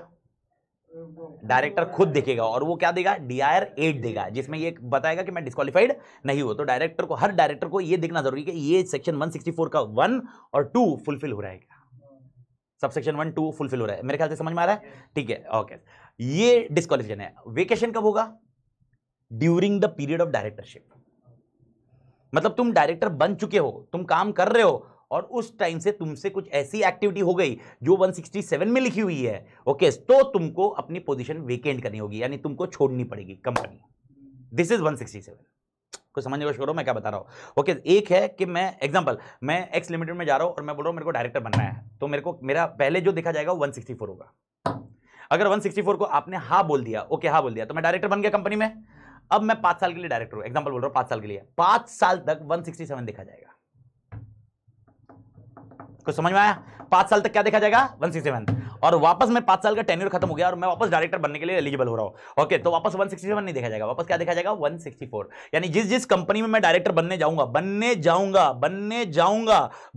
तब क्या देखूंगा? 164। और मैं बन चुका हूं और वहां पर कंटिन्यू है तो क्या देखूंगा? 167। और मैं इसलिए इतना रिपीट कर रहा हूं क्योंकि कल इसमें और कंफ्यूजन होगा, क्योंकि 167 में लिखा है कि सारे पॉइंट 164 के भी यूज किए जाएंगे। सबसे बड़ा प्रॉब्लम यह है कि आपको यह समझना होगा कि जब, मतलब इन शॉर्ट अगर मैं बोल रहा हूं आपके साथ ये चीजें नहीं होनी चाहिए, ये चीजें नहीं होनी चाहिए, अगर ये चीजें हुई है तो आप डायरेक्टर नहीं बन सकते। कौन सा सेक्शन है ये? डायरेक्टर नहीं बन सकते 164। ओके ये सारे के सारे पॉइंट और आगे भी होंगे। कंटिन्यूस है, it is not one time activity, it is continuous पूरे टाइम तेरा जब तक टेन्योर रहेगा तब तक देखा जाएगा। उसके अलावा 167 में और पॉइंट्स है जो आगे देखे जाएंगे, लेकिन 167 के पॉइंट्स अभी नहीं देखे जाएंगे। अपॉइंटमेंट के टाइम पे 167 नहीं देखा जाएगा। ओके 167 कब देखा जाएगा? During the period of director. 164 will be checked only when appointment, लेकिन during the period we will check 164 plus 167। लेकिन 164 is not from section 164, the power is given in 167। Okay तो इसको इस तरह से कंक्लूड करने के लिए, ताकि मेरे को आंसर याद रहे, बिकॉज मैं बता रहा हूं आंसर रटना है अपने को। ये कॉन्सेप्ट तो समझ में आ ही जाएगा पर रटना बहुत जरूरी है बाद में, क्योंकि ये दोनों आंसर बड़े। और वापस अगर मैंने कल आपको बताया था वो दोनों LDR थे, okay rotational non rotational, okay वो LDR का कॉन्सेप्ट है वो इतना इंपॉर्टेंट है। उसी तरह ये और वेकेशन 100% क्वेश्चन आता है। यस यस यस 164 में बाहर रखता है तो 167 एप्लीकेबल ही नहीं होगा ना। बराबर। हाँ, तो अपन 167 में वापस क्यों देख रहे हैं? वापस नहीं दिख रहे, वो बनने के बाद दिखेंगे। 167 कब दिखेगा? ओके, बनने के बाद हाँ, वापस वो check यस, करो। मैं उसको अभी डायग्रामेटिक वे में समझा रहा हूँ, एक बार वो समझ लो, क्योंकि ये समझ लो ताकि आंसर रटने में ध्यान रहेगा। मैं वापस बोल रहा हूँ, आंसर रटना है अपने को, ये वापस आंसर रटना है, कॉन्सेप्ट समझने के बाद रटना है।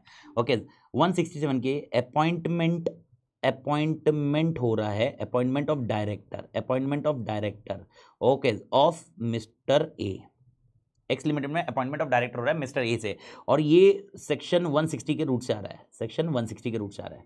ये ठीक है, समझ में आया? ये सेक्शन 160 के रूट से आ रहा है, ठीक है।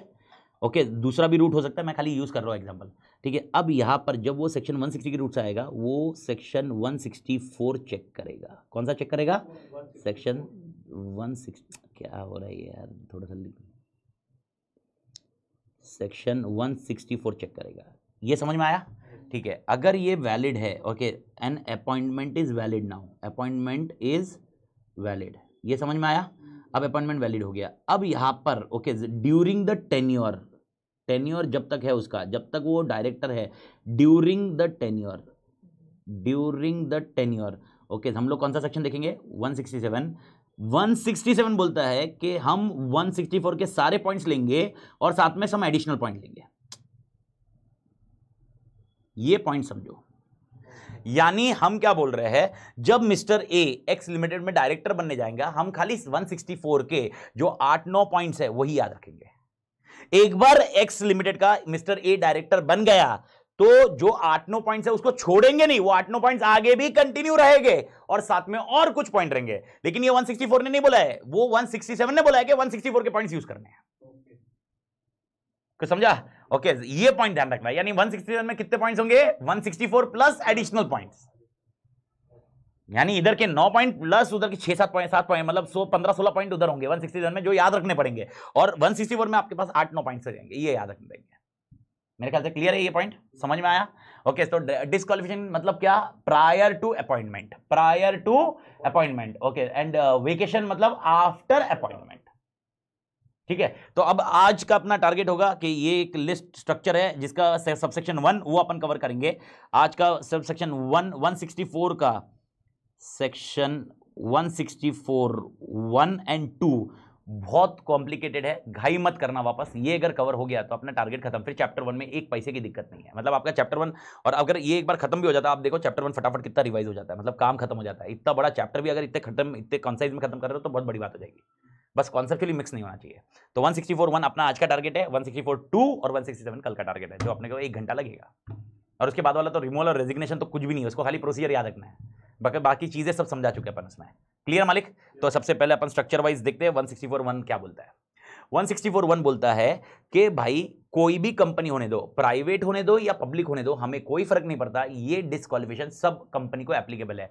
गवर्नमेंट हो, सेक्शन 8 हो, या कोई आप जो नाम बोलना चाहते हो बोलो, ये disqualification is applicable to all companies, it is applicable to all companies. ठीक है, डिस्क्वालिफिकेशन की लिस्ट है। अब यहां पर मैं 164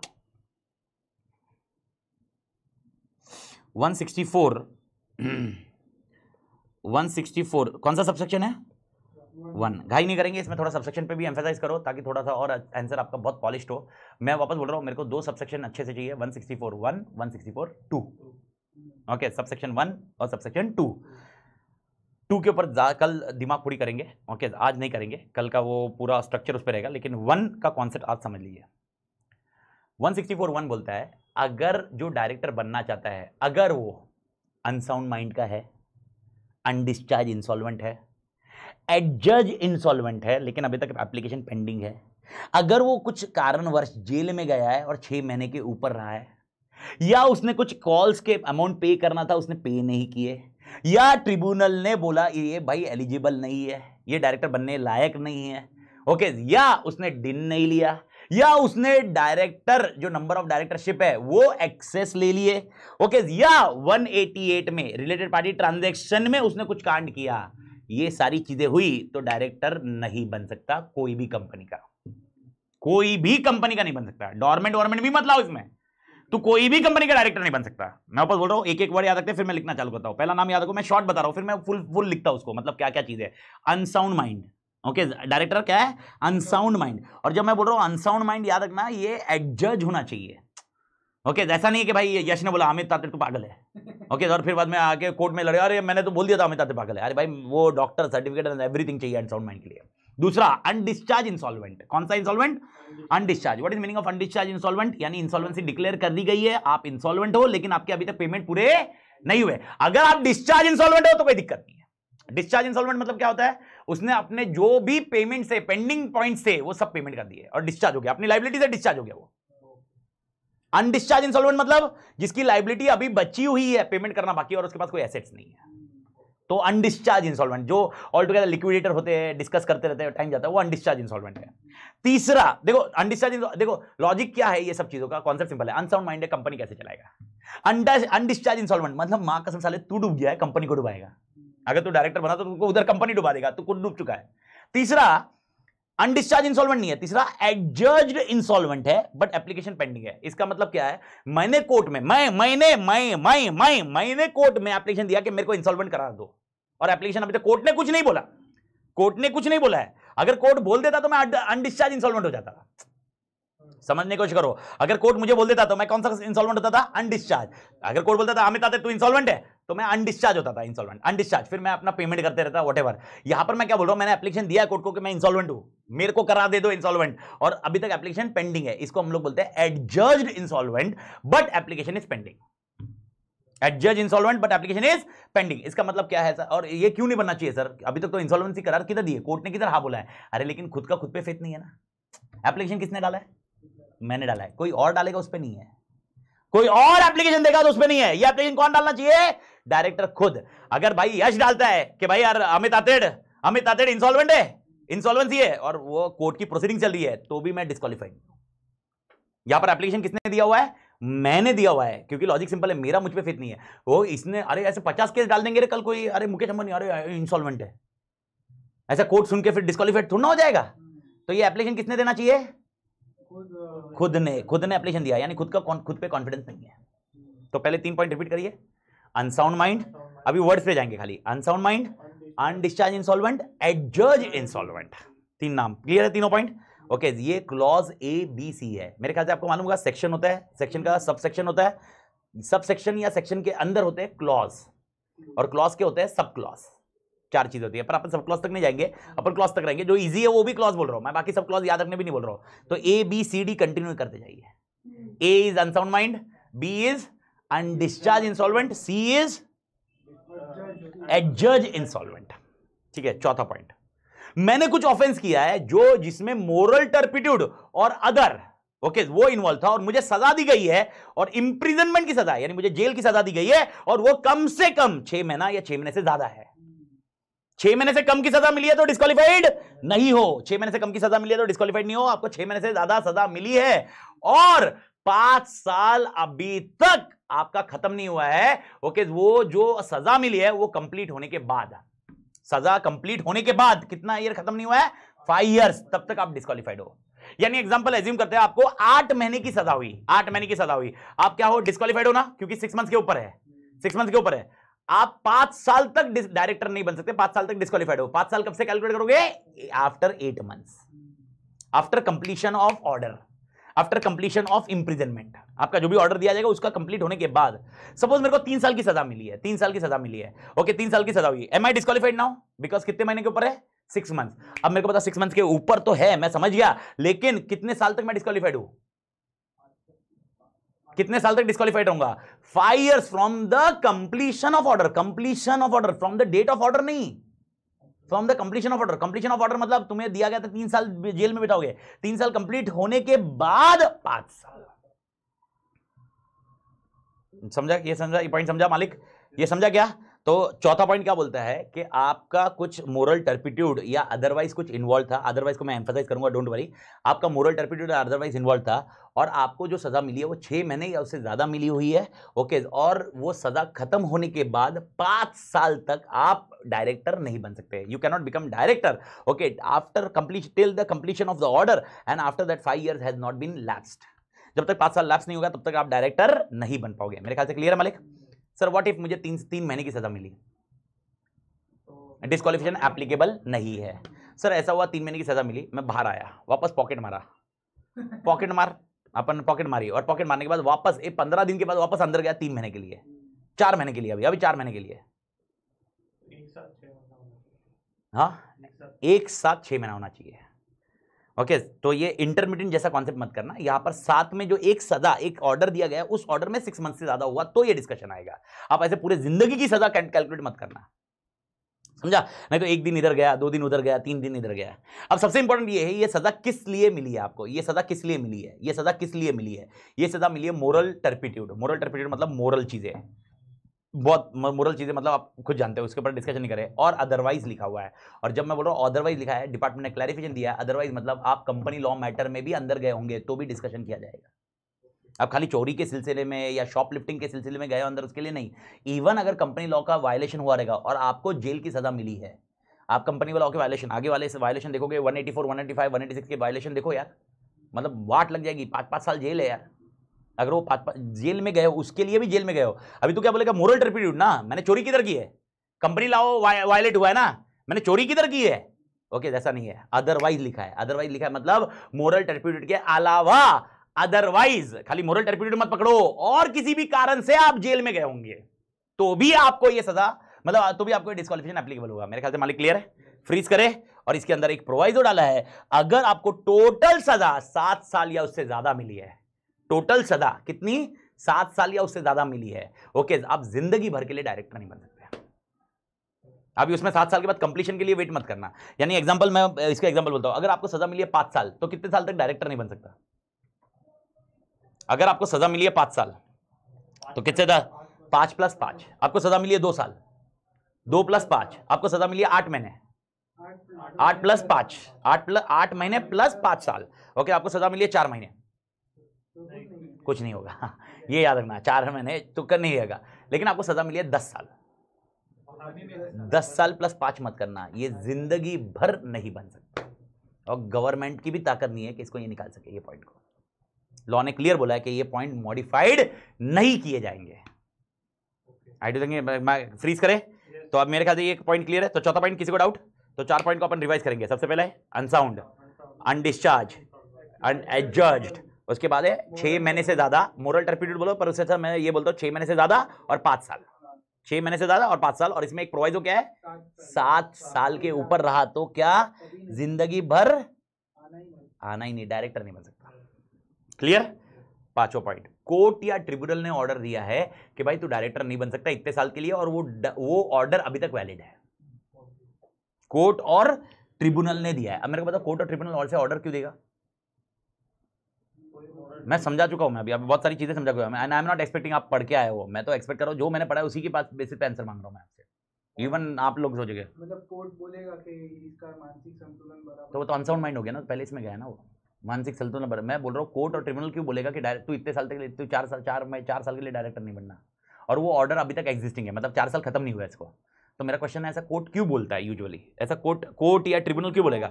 मानसिक हाँ, तो गफला किया होगा तो इंप्रिजनमेंट, और वो मोरल टर्पिट्यूड अदरवाइज में भी जा सकता है, इंप्रिजनमेंट रहा तो, इंप्रिजनमेंट नहीं रहा, घपला तो एक कॉमन पॉइंट बोल रहा हूँ, घपले को वर्डिंग दो, हमारी वर्डिंग जो अपन यूज करें, नहीं किया रहेगा, पर पेक्यूनियरी रिलेशनशिप वो सब वर्डिंग मैं यूज कर रहा हूँ, वर्डिंग्स, डिस्क्वालिफिकेशन आ गया। अरे नहीं डिस्क्वालिफिकेशन, ऑपरेशन मिसमैनेजमेंट।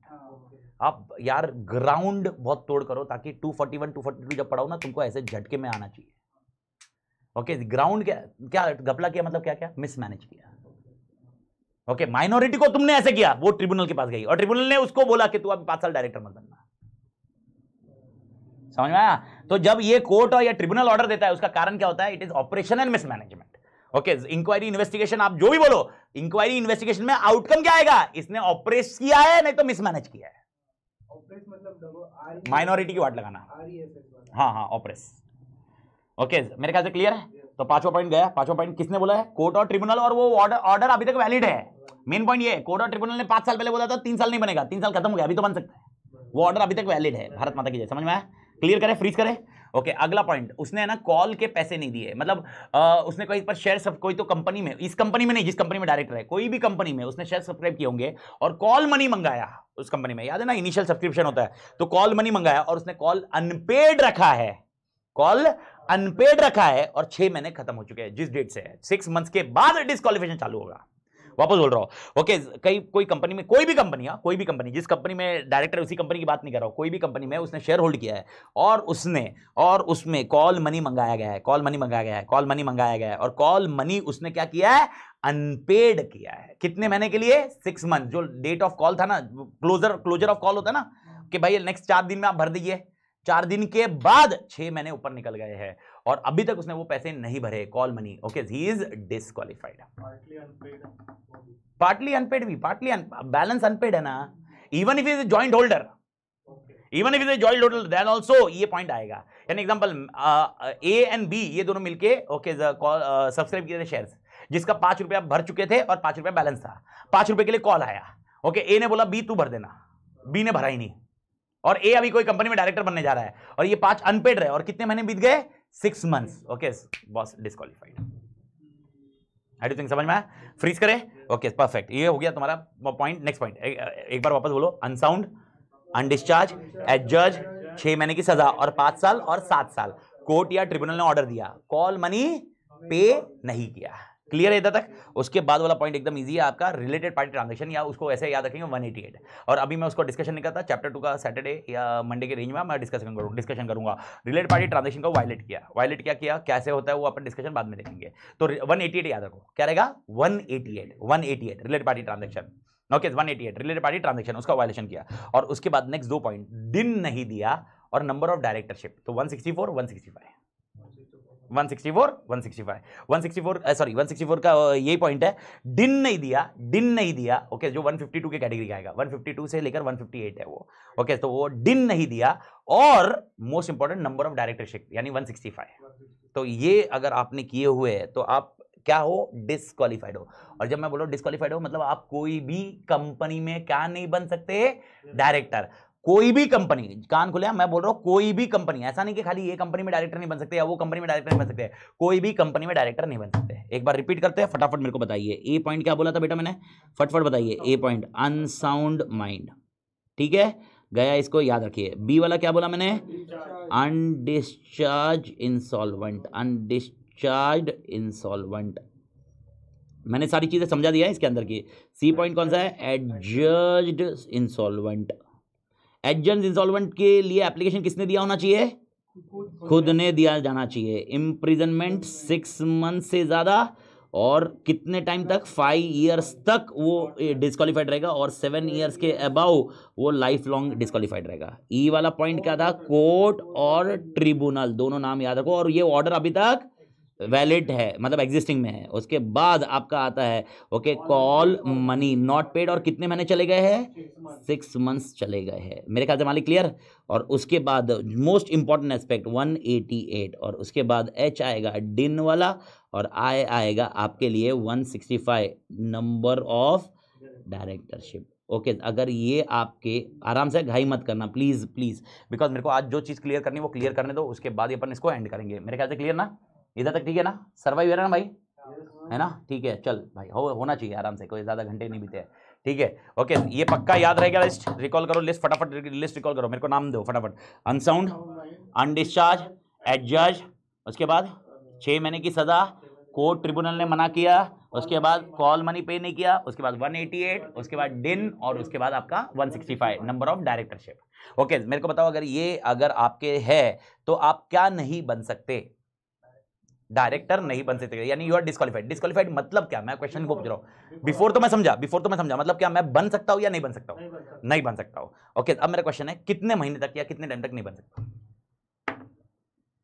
आराम से, बिकॉज यही चीज मेरे को लिंक करनी है। वो अपॉइंटमेंट के वक्त डिस्क्वालीफाइड है, फिर अगेन जब नेक्स्ट अपॉइंटमेंट होगा then again it will be check at that point. तो मेरा क्वेश्चन ये है, मेरा सिंपल क्वेश्चन नहीं समझ रहे हो भाई? निखिल भाई क्वेश्चन समझो, मैं ये पूछ रहा हूँ, देखो ये चीज मैं एकदम क्लियर करता हूँ। ये तो समझ गया, ये कितने टाइम तक डायरेक्टर नहीं बनेगा? 5 साल। कुछ समझ में आ रहा है? ओके, अब मेरा क्वेश्चन है, ये कोर्ट और ट्रिब्यूनल का कब तक नहीं बनेगा?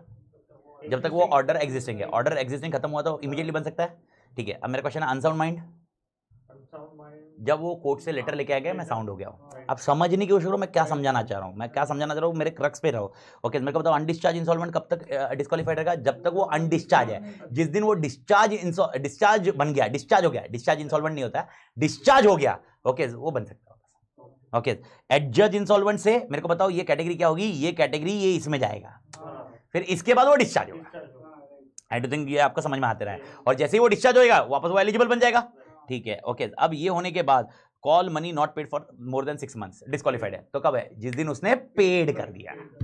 और लॉजिक सिंपल है यार, डायरेक्टर ऐसे सब फालतू टाइम पास कर रहा है, गाली निकलने वाली थी, ऐसा फालतू टाइम पास कर रहा है, ओके, तो यार मतलब साला वो आप ये कंपनी में भी उल्लू बनाएगा यार पैसों के लिए। तो ये पॉइंट था। ओके, 188 इसके लिए कितने टाइम, ये कितना टाइम है? ओके, यहां पर आपको याद रखना पड़ेगा 5 years, same logic for 5 years. पर ये प्रॉब्लम क्या इसमें, ये प्रॉब्लम क्या मतलब इसमें क्या वो कर सकता है, रिलेटेड पार्टी ट्रांजेक्शन में क्या झोल मारा है वो अपन बाद में देखेंगे। लेकिन ये जिस दिन उसने झोल मारा, जिस दिन झोल मारा उस दिन से लेकर 5 साल, जिस दिन वो कन्विक्ट होगा ना, कन्विक्ट उस दिन से 5 साल जेल हो या कुछ भी हो, तो जेल अगर होती है तो वो ऊपर के कैटेगरी में चला जाएगा, क्योंकि ऊपर की कैटेगरी में, क्योंकि जेल में मैंने क्या बोला, मोरल टर्पिट्यूड है और अदरवाइज है, तो अदरवाइज है तो कंपनी लॉ मैटर भी है। तो इसीलिए अगर जेल नहीं हुई बाई चांस, उसको खाली वार्निंग देके छोड़ा, तो कितने साल तक डायरेक्टर नहीं बनेगा? 5 इयर्स। अगर 188 का इशू है तो 188 का इशू है, 5 साल निकल गए तो क्या वो डायरेक्टर बन सकता है वापस? यस। और सिमिलर डिन नहीं लिया, वो तो आपको मालूम है, डिन आ गया तो काम खत्म है। और 165 नंबर ऑफ डायरेक्टरशिप, जब तक उसकी डायरेक्टरशिप 20 के नीचे नहीं आती वापस, यानी उसको कहीं ना कहीं कोई डायरेक्टरशिप से रिजाइन करना पड़ेगा। मेरे ख्याल से फ्रीज करें इसको एवरीबॉडी। ओके, मेरे ख्याल से ये आंसर तो बैठ जाना चाहिए। अब जो मेरा क्वेश्चन था वो ये इंपॉर्टेंट है, मेरे को बताओ 167 ने क्या बोला, 167 ने क्या बोला, कब कब कब 167 कंसिडर करेगा? आराम से ये आंसर खत्म करो मेरा। 167 कब देखा जाएगा? ड्यूरिंग द टेन्योर, ठीक है। अब मैं बोल रहा हूँ, स्क्रीन पे देखो, एग्जांपल पे रहो मेरे। मैं एज्यूम करता हूँ मिस्टर ए एक्स लिमिटेड में डायरेक्टर बनना चाहते हैं, ओके, तो वो 164 देखेगा, ठीक है। अब मैं बोल रहा हूं मिस्टर ए 164 देख रहा है, लेकिन mister A already Y limited और जेड लिमिटेड में डायरेक्टर है। क्या बोला मैंने? एग्जांपल सुनिए। मैं बोल रहा हूं मिस्टर ए एक्स लिमिटेड में डायरेक्टर बनने जा रहा है, लेकिन वो ऑलरेडी डायरेक्टर वाई लिमिटेड और जेड लिमिटेड में है। मेरे ख्याल से इधर तक फ्रीज करें, समझ में आया क्वेश्चन? ओके, अब मैं बोल रहा हूं जब मिस्टर ए देख रहा है एक्स लिमिटेड में, ओके, तो 164 देखेगा, 164 देखेगा कि नहीं देखेगा एक्स लिमिटेड में? अब मेरा क्वेश्चन है वो वाई और जेड में तो ऑलरेडी है, तो वो कौन सा सेक्शन देखेगा तभी? 167। क्या 167 में भी 164 है? यानी ये पॉइंट जब भी आता है, ये पॉइंट जब भी आएंगे तो 167 में जो एग्जिस्टिंग कंपनी है उसमें भी वेकेट करना ही पड़ेगा। नहीं समझ में आया? समझने की कोशिश करो। मेरे को बताओ, अगर डायरेक्टर अनसाउंड हो गया, ओके, पागल हो गया, ठीक है, वो नई कंपनी में डायरेक्टर नहीं बन सकता, तो क्या एग्जिस्टिंग कंपनी चला सकता है? वाई लिमिटेड और जेड लिमिटेड में अनसाउंड माइंड वो डायरेक्टर चल सकता है उसमें? पॉसिबल है क्या? नहीं, तो उधर उसको वेकेट करना पड़ेगा। तो यानी जब भी ये सब होएगा, ये 6 पॉइंट जो आप देख रहे हो, ये सारे पॉइंट होंगे, वो 167 को भी ट्रिगर करता है। तुम ये पॉइंट्स खाली कब देख रहे हो? मैंने क्या बोला, ये कब देख रहे हैं अपन? जब एक्स लिमिटेड में डायरेक्टर बनने जा रहे हैं। लेकिन तुम दिमाग में ये रखो, ये पॉइंट वाई लिमिटेड और जेड लिमिटेड के साथ में कंटिन्यूस देखते भी जाएंगे, लेकिन ये पॉइंट जब देखेंगे वाई और जेड में, जिसमें मैं ऑलरेडी डायरेक्टर हूं, तब सेक्शन कौन सा अप्लाई किया जाएगा? 167। और ये 167 में लिखा है कि 164 के सेक्शन सबसेक्शन 1 के सारे पॉइंट्स कंसीडर करने चाहिए, 1 और 2 के। समझ में आया? और उसके अलावा और एडिशनल पॉइंट है। और एडिशनल पॉइंट क्या होगा? वैकेशन का एकदम सिंपल है भाई, तो अपने आपको बोर्ड मीटिंग से एब्सेंट रखता है, कोर्ट या ट्रिब्यूनल का ऑर्डर है, सेम इसके सिमिलर पॉइंट्स आपको मिल रहे हैं। वहां पर इंप्रिजनमेंट का ही कॉन्सेप्ट है। यहां पर क्या हुआ है? सजा निकल गई। मेरे को बताओ डी पॉइंट में क्या बोला हुआ है? डी पॉइंट मेरे को समझाओ, डी पॉइंट क्या बोला हुआ है? डिस्क्वालीफाइड कब तक है? डी पॉइंट मेरे को समझाने दो, 161 को क्लियर करो भाई। मेरे को बताओ डी पॉइंट क्या बोला है? तुझे सजा क्या हुई है? 6 महीने के ऊपर की सजा हुई है, और एज्यूम करते हैं 8 महीने की सजा हुई तेरे को, 8 महीने की सजा हुई, और उसके बाद 8 मंथ मतलब प्लस 5 इयर्स। यानी मेरे को ये समझने की कोशिश करो, मेरे को ये समझाने की कोशिश करो, मतलब समझाने दो, और तुम ये कोशिश करो कि 164(1) में कुछ चीजें ना, कुछ चीजें बाद की बात कर रहे हैं। यानी 5 years has not been lapsed, 5 years not been lapsed। मैं वाई और जेड में हूं और उस टाइम पे जेल में गया, इन्होंने तो बोला 5 year लैप्स नहीं है। समझने की कोशिश करो मैं क्या बोल रहा हूं। ओके, मैं वाई ये 5 साल जब देखा जाएगा, 5 साल देखा जाएगा, कब देखा जाएगा? जब मैं एक्स में बनने की कोशिश करूंगा, एक्स में। बट व्हाट अबाउट मैं वाई और जेड में हूं, उधर से वेकेट करना पड़ेगा, पर कैसे वेकेट करोगे? ये ग्राउंड है 167, एक एडिशनल ग्राउंड देगा, इसलिए 167 बोलता है इसमें से अपन कस्टमाइज करेंगे, इसीलिए ओके 161 क्या बोलता है, ये वाले के लिए पॉइंट, ये वाले के लिए पॉइंट, ये हम कस्टमाइज करेंगे। कस्टमाइज क्या 167 पॉइंट दे रहा है कि अगर तू 6 महीने से ज्यादा जेल की सजा काट रहा है, तेरे को आ गया कन्विक्शन, हो गया कन्विक्शन। कन्विक्शन मतलब क्या, कोर्ट ने बोला जेल में जा, कितने महीने के लिए, 6 महीने से ज्यादा। जिस दिन कन्विक्शन आया, जिस दिन कन्विक्शन आया 167 आ जाएगा, क्योंकि 164 तो अप्लाई नहीं कर पाएगा, क्योंकि ये वाला पॉइंट कब आएगा, 5 साल के बाद। समझा? ओके, दूसरा उसके बाद ई वाला पॉइंट, कोर्ट एंड ट्रिब्यूनल। बताइए मालिक, कोर्ट एंड ट्रिब्यूनल ऑर्डर कब दिया? मैंने क्या बोला था कि 5 साल का ऑर्डर दिया था, कोर्ट एंड ट्रिब्यूनल बोला था तेरी औकात नहीं है 5 साल बनने की। अब मेरे को बता ये कब देखा जाएगा, 5 साल डिस्क्वालिफिकेशन 5 साल हुए कि नहीं, ये देखा जाएगा। लेकिन व्हाट इफ जिस दिन कोर्ट और ट्रिब्यूनल ने ऑर्डर दिया, अपन 5 साल पीछे जाएंगे, तो वेकेशन जब करना होगा, वेकेशन जब करना होगा उस टाइम पे कुछ चीजें हुई है, समझो छोड़ो, वेकेशन जब करना होगा यानी 167 जब एक्टिवेट होगा, 167 जब एक्टिवेट होगा और उस टाइम पे ओके मेरे को 6 महीने से ज्यादा सजा हो गई, या उस टाइम पे ट्रिब्यूनल ने मेरे को बोला भाई निकलो, तो 167 एक्टिवेट होगा और वाई और जेड से मुझे निकाला जाएगा और एक्स में बन ही नहीं पाऊंगा। कब तक नहीं बन पाऊंगा एक्स में? 5 साल तक। आई डू थिंक समझ में आ रहा है? कोर्ट और ट्रिब्यूनल ने मेरे को और वेकेट भी करना पड़ा। वेकेट किसमें से करना पड़ा? वाई और जेड में से वेकेट करना पड़ा, और वो कौन से सेक्शन की वजह से करना पड़ा? 167 की वजह से करना पड़ा। और अब मैं एक्स में क्यों नहीं बन पाया? 164 मैं एक्स में क्यों नहीं बन पाया? 164। अब मेरा क्वेश्चन है, मैं उधर से वेकेट कर लिया और वापस उधर बन सकता हूं क्या, वाई लिमिटेड और जेड लिमिटेड में? नहीं, क्योंकि वाई और जेड में वापस क्या देखेंगे? 167 नहीं देखेंगे, नहीं, पर क्या देखेंगे? देखेंगे क्या? मैं सेक्शन बात कर रहा हूं। मैं वापस वाई और जेड में छोड़ दिया, कोर्ट ट्रिब्यूनल ने बोला तो मेरे को वेकेट करना पड़ा, मैं वेकेट कर दिया। ओके, अब मेरे को बताओ 1 साल के बाद मैं वापस उधर बन सकता हूं? नहीं, क्योंकि उधर बनते हो क्या देखा जाएगा? 164, और तब देखा जाएगा 5 साल हुआ कि नहीं। यानी जब ऑर्डर आते हैं ट्रिब्यूनल के, या जब तुम्हें जेल की सजा सुनाई जाती है, तब कौन सा सेक्शन एक्टिवेट हो रहा है? ट्रिगर 167 एग्जिस्टिंग कंपनी को छोड़ने बोलेगा। कुछ समझ में आया? एग्जिस्टिंग कंपनी, और उधर छोड़ दिया अभी फिर बाद में नई कंपनी में कब बनेंगे? तो फिर 164 यूज किया जाएगा। तो ये 2-3 चीजें होगी जो आपको 164 167 को एडजस्ट करके करनी होगी। एडजस्ट करके मतलब बहुत तोड़ एडजस्ट करके करनी होगी। और ये मतलब and this is why this is important, क्योंकि इसके है ना क्वेश्चन दोनों मॉडल में आते हैं। मतलब आपको केस स्टडी या इंटीग्रेटेड केस स्टडी दोनों मॉडल में आएंगे भाई, लिख के ले लो। मतलब एमसीक्यू के बेस में भी आएगा या तो उस केस में भी आएगा कि भाई क्या करना चाहिए, वेकेट करना चाहिए या डिस्क्वालीफाई करना चाहिए, या दोनों में से कुछ नहीं होना चाहिए या दोनों होने चाहिए। तो अपने को ये ध्यान रखना होगा कि किस वे से अपन यूज करें। और ये पॉइंट पे मैं थोड़ा एम्फसाइज बाद में ही करूंगा, बट टू द एक्सटेंट मेरे ख्याल से कॉन्सेप्ट समझ में आया। तो एक बार 164 को रिपीट कर लेते हैं। 164 का सबसेक्शन कौन सा किया मैंने? 1, 2 नहीं किया है। कौन सा किया है?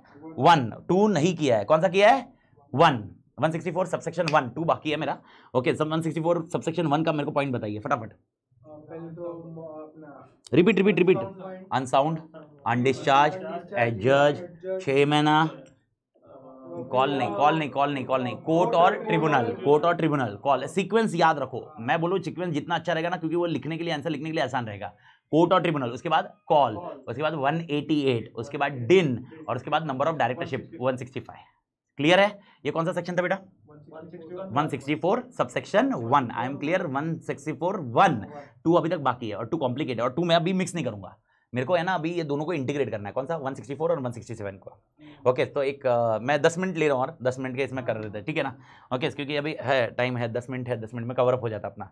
तो अब जैसे ये पॉइंट है उसी तरह 167 के पॉइंट्स भी खत्म कर लेते हैं अपन। 167 के पॉइंट्स भी खत्म कर लेते हैं। 167 क्या बोलता है? Vacation of office. Vacation of office और डिस्क्वालिफिकेशन में क्या फर्क क्या है? समझ में आया? क्या था? अगर आप नई कंपनी बनने जा रहे हो तो डिस्क्वालिफिकेशन होगा, अगर मैं एग्जिस्टिंग कंपनी तो उसमें से वेकेशन होगा। तो वेकेशन क्या बोलता है? वेकेशन बोलता है कि सबसे पहला पॉइंट, सब पॉइंट 1। ओके, इसमें यहाँ पर क्लॉज वॉज कुछ भी याद मत रखो कि इसके सेक्शन बहुत सारे हैं। ओके, तो इसमें अपन ज़्यादा सेक्शन में घुसेंगे नहीं। Okay, clause A B C चल सकता है, लेकिन उसमें कंफ्यूज मत करो।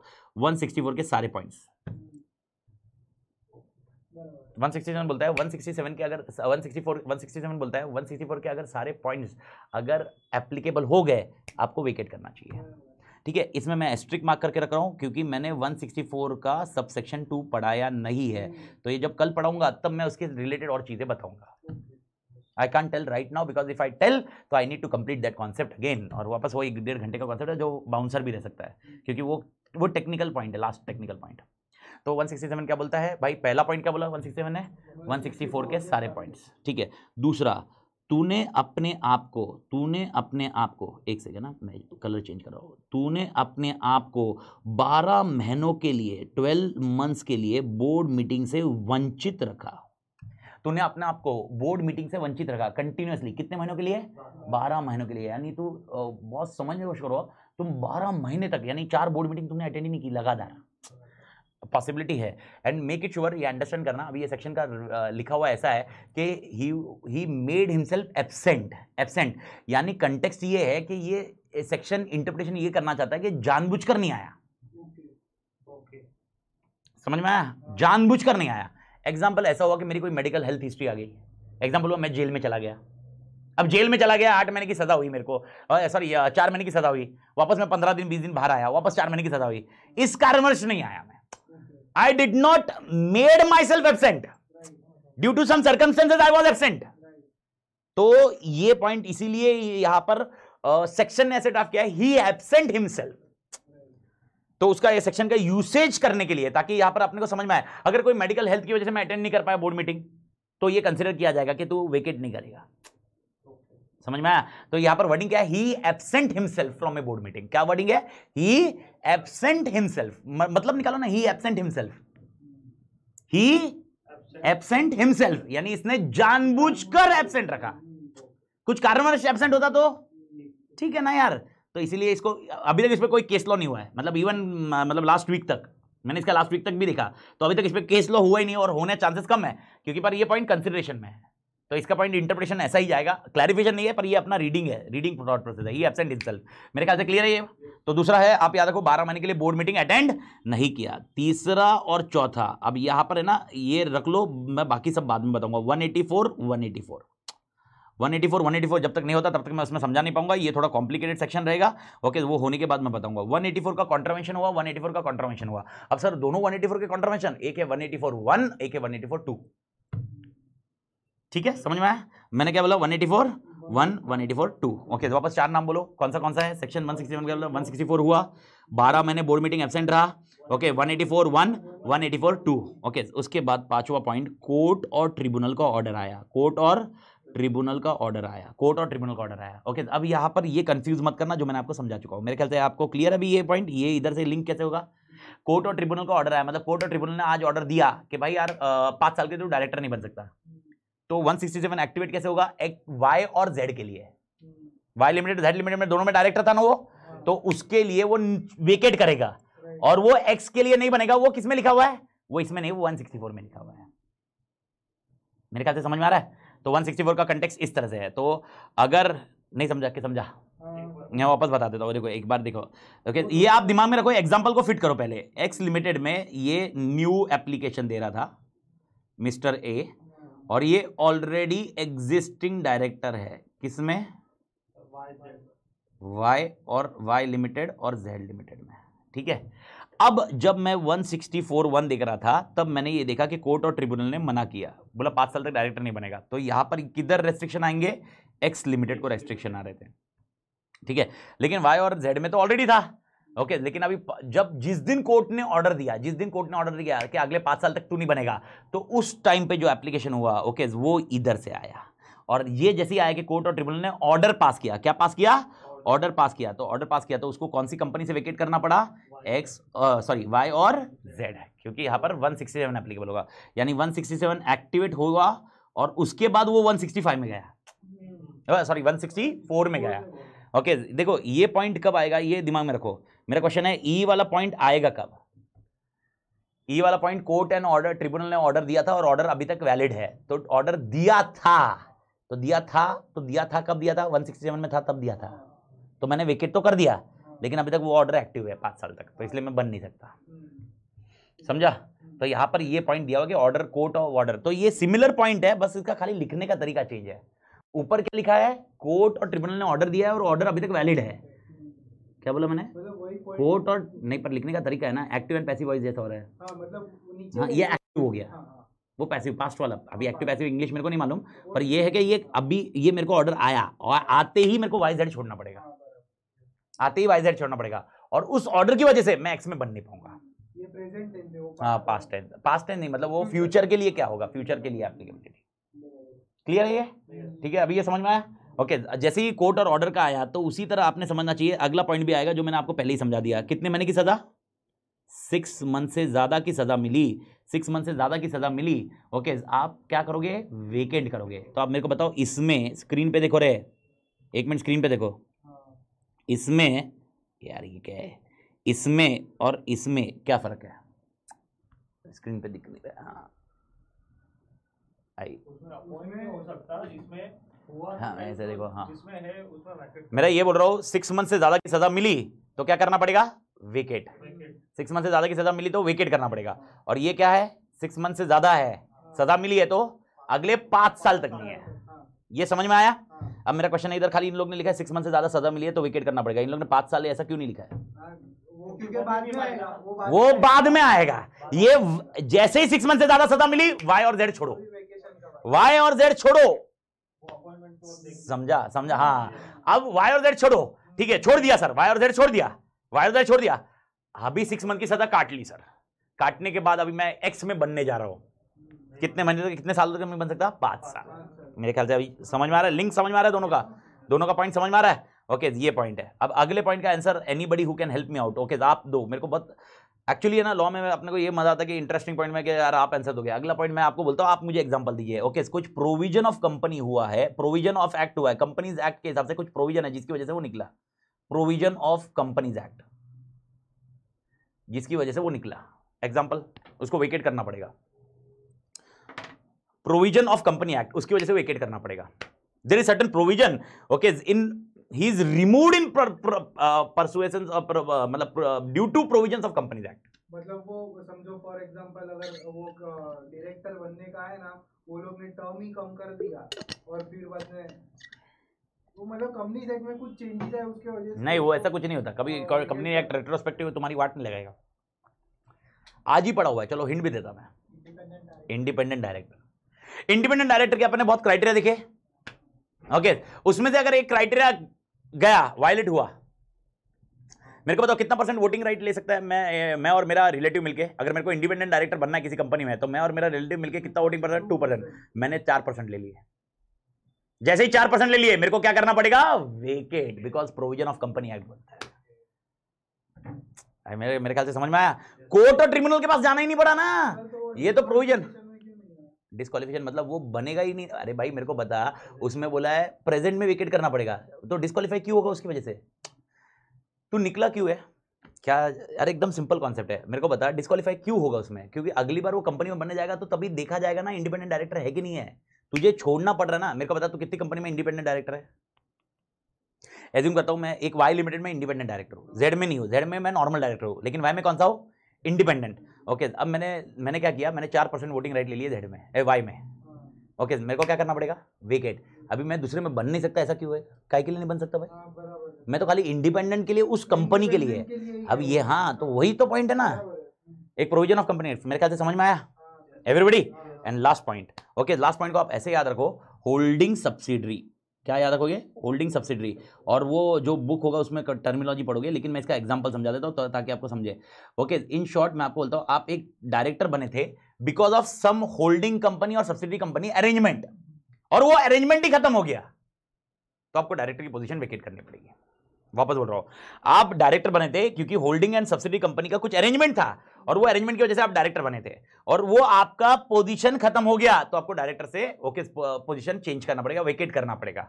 इसका एग्जांपल या ओफू समझ लो, इसका ओफू मैं बता देता हूं। देखिए मालिक स्क्रीन पे, सबका ध्यान स्क्रीन पे। ओके, वापस अपनी कौन सी limited? Y limited. Y limited ये होल्डिंग कंपनी लेते हैं एग्जाम्पल, और पी लिमिटेड सब्सिडरी लेते हैं। मैं नाम चेंज नहीं कर रहा हूँ, नहीं तो जेड करूंगा तो वापस कंफ्यूजन चालू हो जाएगा। ओके, अब वाई लिमिटेड में mister A is trustee for debenture trust deed, trustee for debenture trust deed. आपको मालूम है डिबेंचर ट्रस्ट बनाते हैं, डिबेंचर ट्रस्ट के मिस्टर ए ट्रस्टी है, तो वाई जो पी लिमिटेड सब्सिडरी है, इस ये और वाई लिमिटेड इन दोनों के बीच में अरेंजमेंट ऐसा है कि जो वाई लिमिटेड का डिबेंचर ट्रस्टी रहेगा, डिबेंचर ट्रस्टी रहेगा, डिबेंचर ट्रस्टी रहेगा, ट्रस्टी रहेगा वो हमारे बोर्ड पे आएगा। कुछ समझ में आया? हमारे बोर्ड पे आएगा। तो मेरे को बताओ इधर के बोर्ड पे क्या मिस्टर ए आएगा? 100% यस। समझ में आया? ये अरेंजमेंट था किसके बीच में? होल्डिंग और सब्सिडरी। लेकिन ओके कुछ टाइम बाद मिस्टर ए ने ट्रस्टी की पोजीशन से रिजाइन किया। ट्रस्टी की पोजीशन से रिजाइन किया। कुछ समझा? ओके अब मेरे को बताओ क्या है? Does Mr. A need to resign from P Limited? Resign मतलब vacate from P Limited also? Yes, because P में उसने पोजीशन क्यों पाई थी डायरेक्टर की? Because of virtue of this position in Y Limited. I do think समझ में आया? तो इस केस में मिस्टर ए को इधर वेकेट करना पड़ेगा and this is your last point. तो होल्डिंग सब्सिडी के अरेंजमेंट ये याद रखो। होल्डिंग सब्सिडी में ही होता है ये यूजुअली।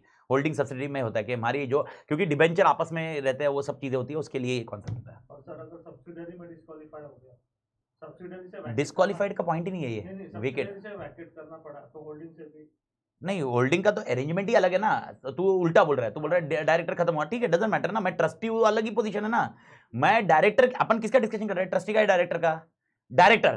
तू डायरेक्टर क्यों बना? मेरा क्वेश्चन एकदम क्वेश्चन क्लियर है। तू डायरेक्टर क्यों बना? क्योंकि तू उधर ट्रस्टी था, ठीक है। तू डायरेक्टर क्यों बना? मेरा क्वेश्चन ये है तुझे डायरेक्टर क्यों बनाया गया?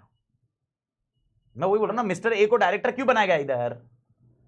इधर मिस्टर ए डायरेक्टर क्यों बना? क्योंकि इधर ट्रस्टी था। अगर तू ट्रस्टी नहीं रहता है तो डायरेक्टर नहीं बनता, खत्म स्टोरी। अभी तू बोल रहा है कि सर वो डायरेक्टर नहीं है पर ट्रस्टी है, तो क्या फर्क पड़ रहा है? वैसे भी उसको डायरेक्टर नहीं बनना था, ट्रस्टी था वो। तो उसने पहली कौन सी पोजीशन ली? ट्रस्टी। डायरेक्टर की ली क्या? डायरेक्टर क्यों बना? ट्रस्टी था। तो डिपेंडेंट कौन किस पे है? Director is dependent on trustee. तो कौन सी पोजीशन हिली तो कौन सा हिलेगा? ट्रस्टी हिला तो डायरेक्टर हिलेगा। डायरेक्टर हिला तो ट्रस्टी थोड़ी ना हिलने वाला है। दोनों तू समझा? तो कॉन्सेप्ट एकदम सिंपल है। तो ये लोग क्या बोलते हैं, अगर ऐसी कुछ पोजीशन के अरेंजमेंट की वजह से तुम डायरेक्टर बने हो और अगर तुम्हारा वो पोजीशन हिल गया तो तुमको डायरेक्टरशिप से वेकेट करना चाहिए क्योंकि तुम बने ही उसी के लिए थे। मेरे ख्याल से झेपा भी पॉइंट झेपा। बस ये लास्ट वाला पॉइंट है। तो इसीलिए ये तेरे पास टोटल हो गए 8 पॉइंट। ये तेरे को 8 पॉइंट याद रखना है। लेकिन जिसमें से मैंने एक रेड जो लिखा हुआ है वो पॉइंट बताया नहीं, जो मैं कल क्लियर करूंगा। लेकिन ये 8 पॉइंट में वेकेट करना पड़ेगा। ओके वेकेट करना मतलब क्या? वापस मेरे को बताओ। वेकेट करना मतलब वाई लिमिटेड और जेड लिमिटेड में से टाटा बाय बाय करना, ठीक है। और डिस्क्वालीफाई मतलब एक्स लिमिटेड में बनने के पहले, एप्लीकेशन के पहले मेरे को चेक करने का, ठीक है। अभी मैंने ये तुमको क्लियर समझाया था। अब ये लास्ट पॉइंट क्लियर कर लो। 164 को डिस्कशन में नहीं डालता, ये तो आपको क्लियर ही है। अब मेरे को बताओ ओके मैं कितनी कंपनी में डायरेक्टर ऑलरेडी हूं? कितनी कंपनी में डायरेक्टर ऑलरेडी हूं बेटा? अरे अपने एग्जांपल को लेना। दो ना, क्यों एग्जांपल को क्यों कंफ्यूज कर रहे हो? एग्जांपल लो ना भाई, एग्जांपल लो। मेरे को बताओ कितनी कंपनी में डायरेक्टर हूं मैं ऑलरेडी? 2 कंपनी। कौन सा? वाई और जेड। जेड लिमिटेड में मैंने बोर्ड मीटिंग अटेंड की पूरी, लेकिन वाई लिमिटेड में नहीं की। 12 महीने लगातार। मेरे को कौन सी कंपनी से वेकेट होना पड़ेगा? वाई से, जेड से नहीं। कुछ समझ में आ रहा है? कॉन्सेप्ट समझते जाओ इसमें एग्जांपल में 184.1 का वायलेट किया और मैंने सिर्फ वाई कंपनी में वायलेट किया, जेड में नहीं किया। कौन सी कंपनी में से छोड़ना पड़ेगा? जेड में से नहीं छोड़ना पड़ेगा ना। अगर ये चाहते कि जेड में से भी छुड़ाओ, अगर ये चाहते कि नहीं यार ये पागल आदमी है, ये बनना ही नहीं चाहिए, ये 164 में भी डालते थे। इतना सीरियस होता तो ये खाली चाहते हैं वेकेशन में सिर्फ उसी कंपनी से निकले जिसमें ये कॉन्ट्रावेंशन हुआ है। यानी 184 वो चाहते हैं, 184 वो बोलते कि 184 कॉन्ट्रावेंशन इतना बड़ा नहीं है जितना 188 है। क्योंकि अगर तूने 188 कॉन्ट्रावेंशन किया जो डिस्क्वालिफिकेशन में है, ओके तूने कोई भी कंपनी में 188 किया होगा, तेरे को सब कंपनी से वेकेट करना पड़ेगा क्योंकि डिस्क्वालिफिकेशन है ये। और इन्होंने क्या बोला वेकेशन करने के लिए? वेकेशन करने का पहला ग्राउंड क्या है? 164। यानी 188 हुआ रहेगा तो वाई और जेड दोनों से छोड़ना है। अगर 188 अगर मैंने खाली वाई में भी किया होगा तो भी वाई और जेड दोनों छोड़ना पड़ेगा और एक्स में भी नहीं बन पाएगा क्योंकि that is how vacation comes. लेकिन अगर 184 भी इतना सीरियस होता तो ये ऊपर आता, क्योंकि मेरे को आगे बनने भी नहीं दे रहे वो। तो समझ में आया? और ये कॉन्सेप्ट से आया तो 184 रहा तो मैं खाली वाई से छोड़ूंगा। अब मेरा क्वेश्चन आया ट्रिब्यूनल का ऑर्डर आया, कोर्ट का ऑर्डर आया, तो मेरे को कौन सी कंपनी से छोड़ना पड़ेगा? सारी कंपनी या जिस हिसाब से उन्होंने ऑर्डर दिया होगा। कोर्ट और ट्रिब्यूनल ऑर्डर देना पड़ेगा। समझ में आया? तो ये सारी कंपनी या ट्रिब्यूनल का ऑर्डर है डिपेंडिंग ऑन सिनारियो। ये सब कंडीशन बेस्ड है, कंडीशन टू कंडीशन डिफर होगी। लेकिन अपन एज्यूम करते हैं वाई और जेड दोनों छोड़ना पड़ेगा और एक्स में भी नहीं बन सकता। कितने साल? जब तक ऑर्डर 5 साल नहीं, हाँ मतलब अपना ऑर्डर 5 साल का है तो अपना ऑर्डर जितना वैलिड रहेगा वो। ओके और उसके बाद 6 मंथ्स के ऊपर तेरे को जेल की सजा रही, वापस वाई और जेड दोनों में से छोड़ना पड़ेगा। कुछ समझ में आ रहा है? ओके उसके बाद मेरा पॉइंट है प्रोविजन ऑफ कंपनीज एक्ट। ये पॉइंट जो इसने इशू उठाया था यही मैंने क्लियर किया अभी। अब मेरे को बताओ वाई और जेड में, मैं वाई में इंडिपेंडेंट डायरेक्टर था और वाई में मैंने इंडिपेंडेंट के वायलेशन किए, मैंने वाई में 5% वोटिंग राइट्स ले लिया, तो मेरे को बताओ वाई और जेड दोनों छोड़ूंगा? सिर्फ वाई, जेड नहीं छोड़ूंगा। कुछ समझ में आया? तो ये provision of company act is applicable only for Y. अब मेरे को बताओ इधर होल्डिंग एंड सब्सिडरी का झंपे है, मेरे को बताओ अब इधर मैं वाई में भी डायरेक्टर था, जेड में भी हूं और पी में भी बना। पी में क्यों बना? मैं पी में क्यों बना? क्योंकि मैं वाई में क्या हूं? ट्रस्टी भी हूं, ट्रस्टी भी हूं, इसलिए मुझे पी में बनाया ना। अब मेरे को बताओ जैसे ही मैं ट्रस्टी की पोजीशन छोड़ता हूं तो मेरे को कौन से इसमें से वेकेट करना पड़ेगा? ओनली पी, जेड में से थोड़ा ना करना पड़ेगा। कुछ समझ में आ रहा है? तो वेकेशन का याद रखना, ऐसा मत एज्यूम करना कि सारे के सारे कंपनी में वेकेट करना पड़ेगा। इट डिपेंड्स ऑन सर्कमस्टेंसेस, कौन से केसेस में जा रहे हो। अगर आपको 6 महीने के ऊपर सजा मिली है, सारी कंपनी। 164 का केस है, सारी कंपनी। ओके अगर आपको कोर्ट और ट्रिब्यूनल ने ऑर्डर दिया होगा, वो ऑर्डर कैसा होगा? वो ऐसा ऑर्डर सकता है कि तू ये वाई कंपनी में मत बन, जेड में चलेगा मेरे को, तो ठीक है। मतलब ये सब आपको देखना पड़ेगा, बट ये पॉइंट इस तरह से रहता है। तो 164 167 इस तरह से जाते हैं। तो 164 का पर एक मेजर पॉइंट मैंने अभी तक बताया नहीं है 167 का, जो कॉम्प्लिकेटेड है, जिसमें मेरे को कल 1 घंटा लगेगा। 164 सबसेक्शन 2 जिसमें अपन वो पूरा स्पेंड करेंगे। And once this is over तो अपनी कहानी का मेरे ख्याल से ये दोनों पक्का क्लियर है। पक्का इसको कल अपन रिवाइज कर लेते हैं, पर एक बार ये आप रीड मार लिए तो ठीक है, नहीं मारे तो भी अपन इसको कल खत्म करेंगे, तब अपन देख लेंगे। मालिक चलेगा मालिक।